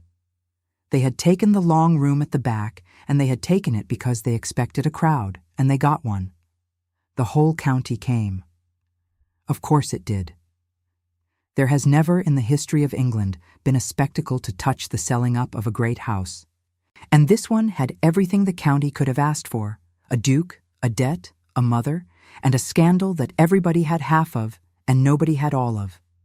The particulars ran to 63 pages. Lot 1 was the mansion house with the park, the stables, the home farm, and 1,140 acres. Lots 2 to 19 were the outlying farms, the cottages, the mill, the 2 public houses, the advowson of the living. It was to be offered in lots, and then, if the lots did not make the reserve, as one. I came in at 10 minutes to 2 with Ambrose Peel and Nathaniel Croft, and we sat at the back on the left, on chairs against the wainscot, and I wore grey, and I did not veil my face, and I want to say why. Charlotte had asked me to. She had said that it would be easier, and that nobody would know me. And I had thought about it for a night, and I had said no, because I had spent 11 years in that county being not seen, being furniture, being the thing that hands the cup and does not exist, and I was not going to buy that house from behind a piece of net. If they were going to look at me, they could look at me. They did not at first. That is the thing about being a servant in a county for 13 years. They had all seen my face 100 times, and not one of them had ever once looked at it. And so I sat at the back of a room containing 40 people who had eaten food I had carried, and I was invisible for the best part of an hour. He came in at 2 minutes to 2. I had not seen him for 4 years and 7 months. He was 39. He was very thin, and there was grey in his hair at the temple, and he came in alone, which I had not expected. And he sat down at the front on the right with his hat on his knee and his back perfectly straight, and he looked at the auctioneer and at nothing else for the whole of the next 2 hours. The Duchess was not there. She was 71 years old, and she was at Ravenscourt, and she had told the county that she had a cold. The lots went first, farm by farm, cottage by cottage, and it was the most obscene thing I have ever sat through, because I knew the names. Lot 4 was Hangman's Ground, which was Robert Tyler and his wife and their 6. And Robert Tyler was standing at the side of that room in his black coat, watching a man from Taunton buy the ground his family had farmed for 4 generations for £1,900, and he did not make a sound, and afterwards he went outside and stood in the yard. The lots did not make the reserve. They were never going to. And at 3:20, the auctioneer, who was a London man with a beautiful voice, announced that the property would now be offered as a whole. He opened at 60,000. There were 3 bidders, a syndicate out of Bath who wanted to break it and sell the timber, a gentleman acting for a Manchester cotton family who wanted a park and a name, and Mr. Ambrose Peel of Small Street, Bristol, sitting on my left, who bid by moving one finger against the crown of his hat. 70, 75, 80.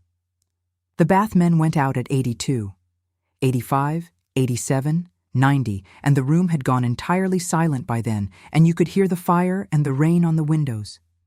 92, 94, 95. At 95,000, the Manchester gentleman turned round in his chair to see who he was bidding against, which is the worst thing a man can do at an auction, and which every auctioneer in England prays for. And he looked at Peel, and he looked at Croft, and then his eye went along the wainscot and stopped on me. 96,000, said Mr. Peel's finger, and the Manchester gentleman looked at me for another second and a half and then shook his head. The auctioneer let the silence run out to its full length, which is a thing they do, and I have never in my life been so aware of my own hands. Then the hammer came down, and it was not a dramatic sound at all.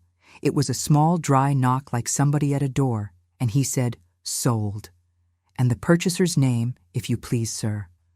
And Ambrose Peel stood up and unfolded a paper he did not need, and said in a clear Bristol voice that carried to every corner of that long room, "Miss Eliza Hartwell, of Guinea Street, in the city of Bristol, proprietor of Hartwell and Company, soap and candle manufacturers, on her own account." I have been asked a great many times what the room did. The room did nothing for about 2 seconds, and then it made a noise I can only describe as the noise a crowd makes when a horse goes down. And Lady Bassett said something out loud that I did not catch and have always been glad of. And old Colonel Ferrers said, "Good God," quite distinctly. And 2 of the newspaper men went out at a run for the telegraph office, and somebody at the back began, absurdly, to applaud, and stopped. And the Duke of Ravenscourt did not move. That is the thing. That is what I had come for, and I did not know it until it happened. I had told myself for 10 months that I had come for the land and the Leas and the railway siding, and I sat at the back of the long room of the White Hart in Wells and watched a man go absolutely still, and I understood in that moment exactly what I had done and exactly why. He did not turn round. He sat with his hat on his knee and his back straight, and he did not turn round for 11 seconds, and I counted them. And then he stood up, and he turned around, and he found me at the back against the wainscot, and there was 40 feet and 40 people between us. He was white to the lips, and his face was doing something that I had seen it do exactly once before, on a wet March night in a library in front of a dead fire, and the whole room was looking at him, and he did not appear to know that the room was there at all. Then he put his hat on and came down the side of the room and stopped in front of my chair, and everybody in that place turned to watch, and I stood up because I was not going to be sat down. He said, and his voice was not steady, he said, "Miss Hartwell." I said, "Your Grace." And he stood there, and he did not laugh. And I want it written that I felt no pleasure in it whatever, none, not 1 grain, and that this surprised me so much that I nearly sat down again. He said, "May I call on you?"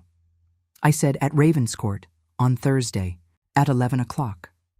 Which was the cruelest sentence I have ever spoken in my life, and I did not know I was going to say it until I heard it, and I meant every word. I went up on the Thursday in a hired carriage at 11:15, and it was one of those still white November mornings on the Mendip edge when the mist sits in the combs and the tops stand out of it like islands. The lions on the gateposts have no faces. They have not had faces since before I was born. I had gone past them perhaps 4,000 times in my life, on foot, in the rain, in the dark, with baskets, and I had never once gone past them in a carriage. And I found that I could not look at anything else the whole way up the drive. The beeches had been cut. That was the first thing. 9 of them, on the west side, taken in the spring for the timber money, and the stumps left, and the drive looked like a face with the teeth gone. The carriage stopped at the foot of the great stone steps on the south front, and I sat in it for a moment with my hands in my lap. I had come in and out of that house through the north door for 13 years. There is a passage inside it, and then 17 steps down, and I could have walked it blindfold. I had never once in 13 years been through the front door. Not once. It is not that I was forbidden, exactly. It is simply that it did not occur, in the way that it does not occur to you to walk up the aisle of a church on your hands. Mr. Pike opened it. He was 71, and he had been in that house for 53 years, and he was the last of the men left. He stood at the top of the steps in his black coat, with the door open behind him and the cold coming out of the hall. And he watched me come up, and when I got to the top, he bowed. Not a nod. A bow from the waist, the one he did for the Lord Lieutenant. And he said, "Good morning, madam. Her Grace will see you in the yellow sitting room." And I said, "Thank you, Mr. Pike," and my voice went on me halfway through his name. He said very quietly, without moving his face at all, he said, "Your mother did the linen for my wedding, miss. In 32. That is the whole of English life in 2 sentences, and I have never been able to explain it to anybody who did not grow up inside it. The yellow sitting room had no canaletto in it. There was a screen where the canaletto had been. There was a fire, a small one, and she was sitting in the window in a black dress with her hands folded, exactly as she had been sitting 11 years before. And she did not get up. She said, "Sit down, Miss Hartwell." I did not sit down. I came and stood by the table, and I put down on it the japanned box, and I opened it, and I laid out the 3 papers side by side facing her. And I did not say a single word, because I had spent a fortnight thinking of what I would say, and had arrived at last at the conclusion that anything I said would be less than that table. She looked at them for a long time. She did not pretend. I will give her that much, and I have thought hard about whether I ought to. And I will. She did not say what letter. She did not say, "I do not understand you." She did not ring the bell. She looked at her own handwriting on a 9-year-old sheet of paper, and then she put one finger on the corner of the receipt and turned it very slightly so that the words, "the disposal of the case," were the right way up. And she read them. And something went through her face, and she said, "I did not know that she had written it like that." I said, "No. You gave the order and somebody else did the writing. That is how it is always done." She said, "Yes." And then she said, "Is he alive still?" Meaning, I understood after a moment, the child as I had believed him, the one who had died, the fiction. She had got confused for a second, an old woman of 71. And then she saw what she had said, and she shut her eyes. I said, "He is upstairs at this moment doing his Latin, and he has a cold, and Miss Vane has him wrapped up, and he takes his tea at 4 with you, and you have taught him chess, and you have never in 10 years put your hand on his head." She said, "No, I have not." I said, "Why?" And this is the part I did not expect, and it took the ground out from under me, and I have never been able to decide since whether it was the truth or the last and finest thing that woman ever built. She said, "Because if I had, I should not have been able to keep it up." Then she got up. It took her some time.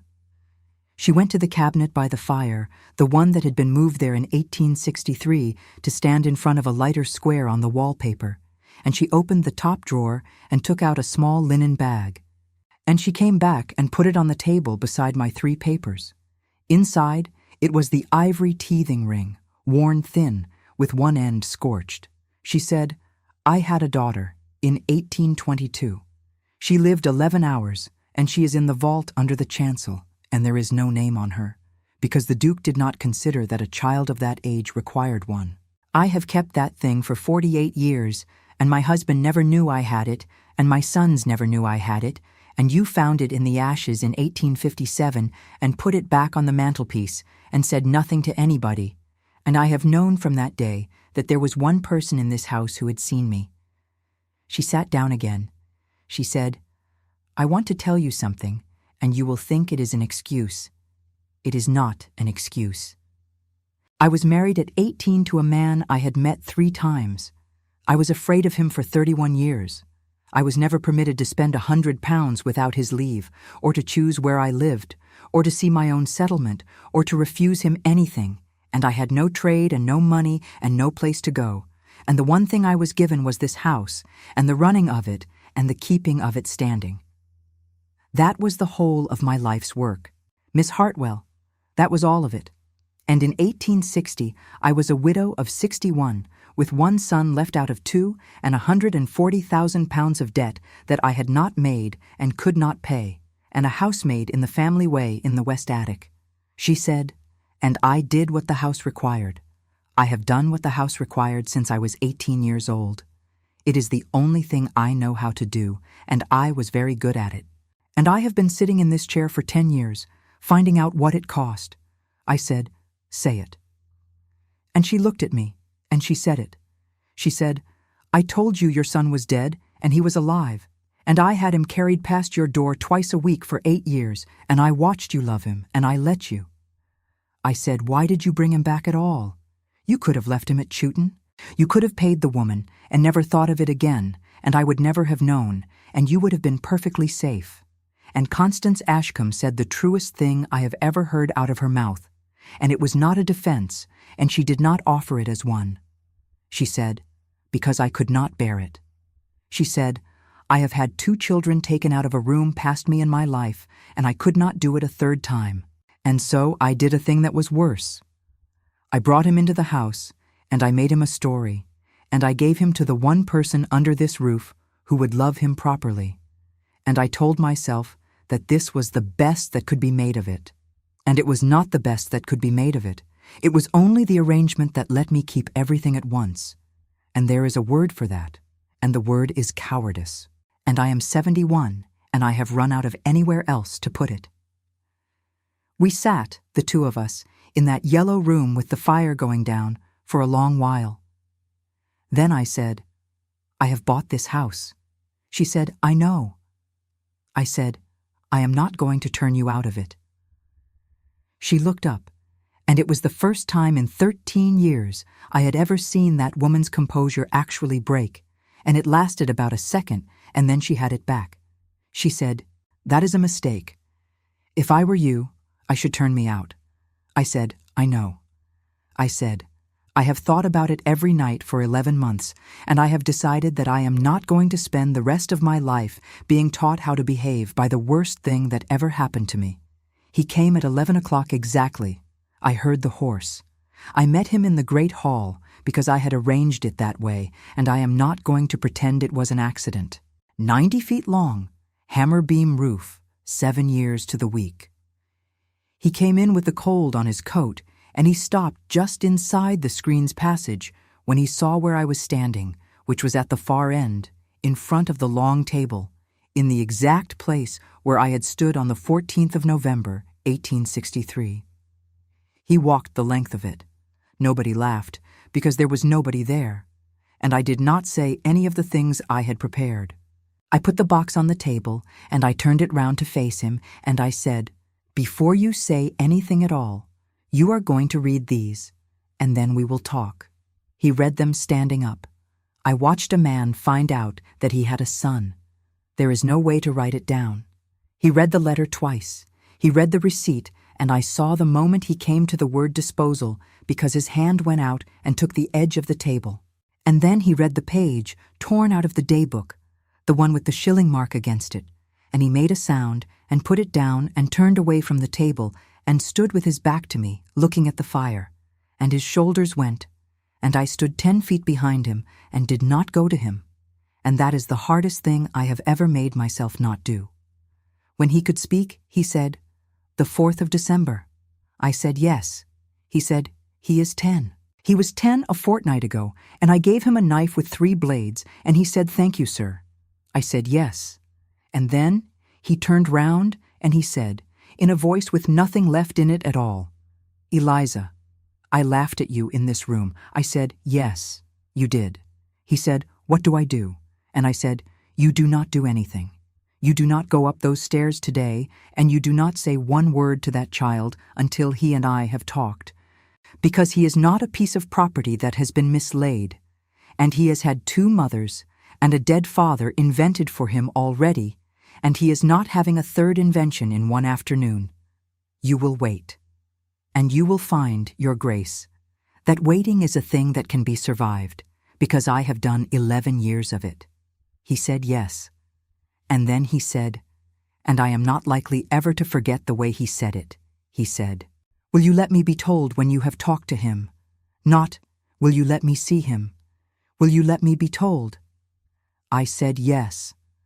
I told my son on the Sunday, in the window seat of the East Passage, in the last of the afternoon, which was where I had told him I was going away 5 years before, because I thought he ought to have the same window. I have been asked whether I was afraid. I was not afraid of telling him. I was afraid of one thing only, and it was this, that he would be told he had a mother who was a soap boiler out of Guinea Street instead of a mother who was a dead lady in Gloucestershire, and that some part of him, 10 years old and raised in a great house, would be disappointed. He was not disappointed.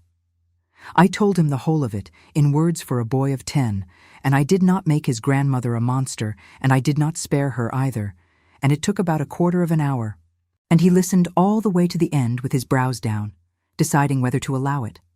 Then he said, so the fire. I said, what? He said, the fire in my room. That was you. Every morning. Since I was little.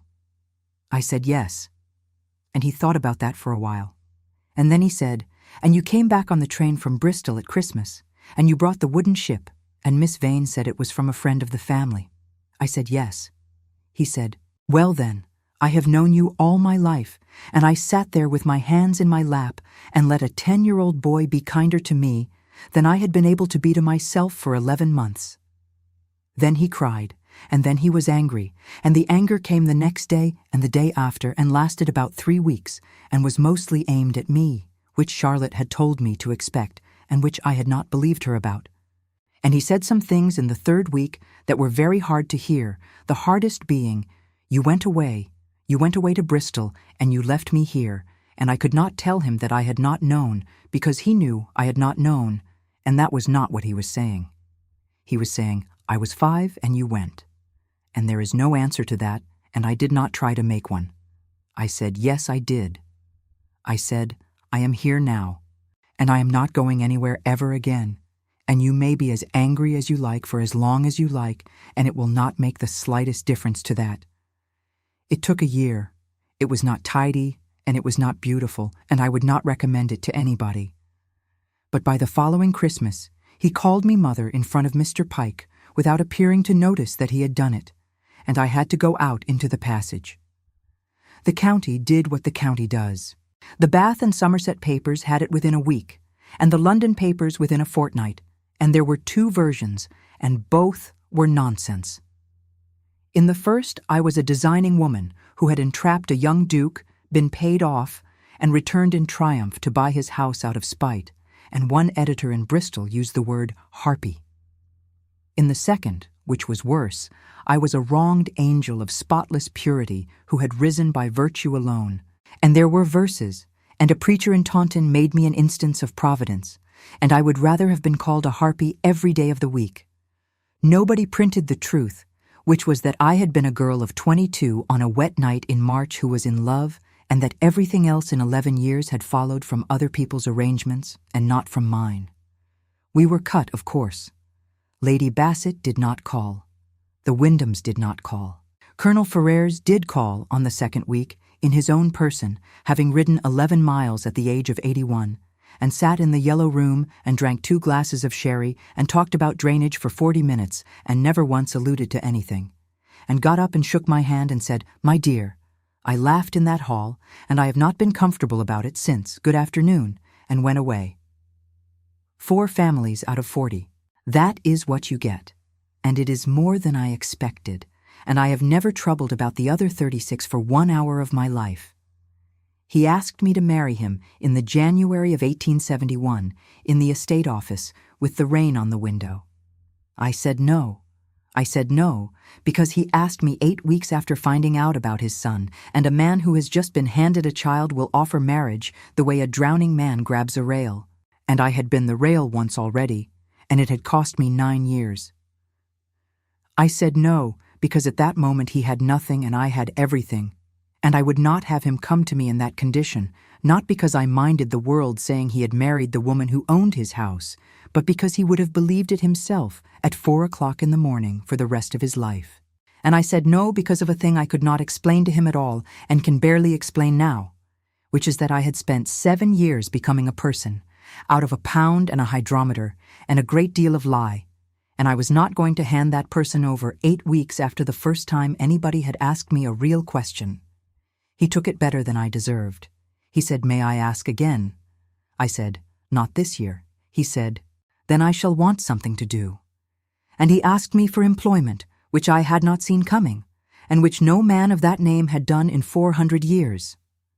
I said no to that too at first, because I thought it was penance, and I have no use for penance. But he came back in the March with a scheme for the drainage of the lower farms costed to the shilling, which he had done himself in his own hand over 5 weeks. And it was good, and it was better than anything my agent had brought me. And I looked at it for 2 days, and then I took him on at 300 a year as land agent for the Ravenscourt estate. He would not live in the house. He took the old bailiff's house by the West Lodge, 4 rooms, and he lived in it for 2 years, and the county nearly died of it. I paid the arrears. That is the thing out of all of it that I am proudest of. And it is not the auction, and it is not the cement works, and it is not the day in 1879 when Hartwell and Company took its 1,000th hand onto the books. I had the wage books gone through back to 1858, every servant who had been paid in part or in promises or in nothing, and there were 61 names and a good many of them dead, and it came to £4,109 with interest. And I paid every one of them or their people, and where there was nobody left, I paid it into the parish for the coal fund. The largest single entry was 147 days, owing to Hannah Hartwell, laundress, at 9 pence the day. I could not pay it to her. I put up a stone over her instead, in the churchyard at Nethercombe, and I had the money made into a fund for the schooling of the girls of that parish, which pays for 6 of them a year and has done for 22 years, and there is a girl out of it now who is a dispenser in a hospital in Cardiff, and I have her letters. We were married on the 29th of April, 1873, in the church at Nethercombe, which holds 111 people and had 111 people in it. Before that, in the January, I sat for 3 hours in Small Street with Ambrose Peel, and had the whole of it settled to my separate use in trust, the manufactory, the freeholds, the patents, the whole estate of Ravenscourt, every acre and every stick vested in trustees for me alone, so that no part of it should pass into my husband's control on the day we married, because that was the law of England then, and I had not come all that way to be handed back over a table by a clergyman. I told Julian what I was doing before I did it, because I was not going to have it be a thing he found out. He read the draft settlement all the way through, which took him 40 minutes, and then he put it down and said, "This is quite right," and then he said, "I should like one thing altered." I said, "What?" He said, "Clause 11 puts the Nethercombe School Fund at the trustees' discretion. Put it beyond their discretion. Trustees are mortal, and I do not care for their discretion. And that, if anybody ever asks me, is when I knew."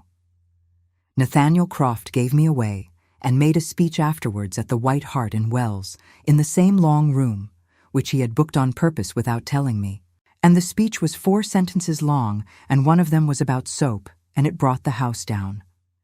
Charlotte Vane stood up with me. She married a schoolmaster in 1876 and ran a girls' school at Wells for 19 years, and was and remains the cleverest woman I have ever known. Nell Bray came in a purple bonnet that could have been seen from the sea. Thomas Ashcombe, who was 12, walked in with me, on my left. And when the rector came to the part about who giveth this woman, my son said out loud, before Nathaniel could open his mouth, "We do." Which was not correct, and which the rector allowed, and which I have never once regretted. Constance Ashcombe was in the second pew. She lived 4 more years. She and I never became anything that anybody could have called friends, and I do not believe either of us would have wanted the word. But we ran that house together for 4 years, the two of us, and she taught me a great many things I needed to know, and had the grace never to point out that she was doing it. And she was, at the very end, extremely good with the children. She died in the March of 1877. On the last afternoon, she sent everybody out of the room except me, which I had not expected, and she was past talking by then. And she moved her hand on the counterpane until I understood, and under her hand there was the linen bag with the teething ring in it. I have it in the box, with the 3 shillings and 8 pence, and the sovereign that was never to be spent, and Josiah Crew's letter, and one other thing that is going in the fire the day before I die. The papers said 10 millions once. They said it in 1831 about a family, and they said it again in 1870 about a sale, and both times the figure was made up by a man at a desk who had never seen the place. What there actually was, on the 14th of November 1870, was 96,000 pounds of ground, with a cold house on it, 9 beech stumps, 41 cottages with bad roofs, a chapel, a mill, and a family. And what I actually had, on the 12th of October 1863, was 3 shillings and 8 pence in an apron pocket and a sovereign under a thimble. Neither figure is the true one. The true one has never been printed anywhere, and it is this: a woman with £1 is a woman who cannot be made to do anything. My mother told me that when I was 9 years old, with her hands cracked open in the wash water, and she was not talking about money, and I did not understand her for 20 years. He laughed at me in the great hall at Ravenscourt on the 14th of November, 1863, in front of 40 people, and it went up into the hammer beams and came down on my head. He is upstairs now. He is 67, and he has been asleep in a chair by the fire since 9:30 with a book on his chest, and in a moment I shall go up and take it off him, and he will wake and say that he was not asleep, and I shall agree with him. I have never once asked him for an apology, and he has never once offered me one, and this is not because it was forgiven exactly. It is because 40 years ago I stood in a room and let a whole county laugh at a housemaid with £1, and I have had a long time since to work out what I actually wanted, and it was never his sorrow. It was the silence. I got it on a Monday afternoon in a long room at the back of a hotel in Wells, when a man in a black coat stood up and said my name, and 40 people stopped breathing at once. And I have had it ever since, and it is the quietest and least interesting thing I own, and I would not exchange it for 10 millions. If this story stayed with you, there are hundreds more waiting. Candlelit halls, forbidden letters, and the women who were never meant to be remembered. Visit www.luvante.us and let the next story begin.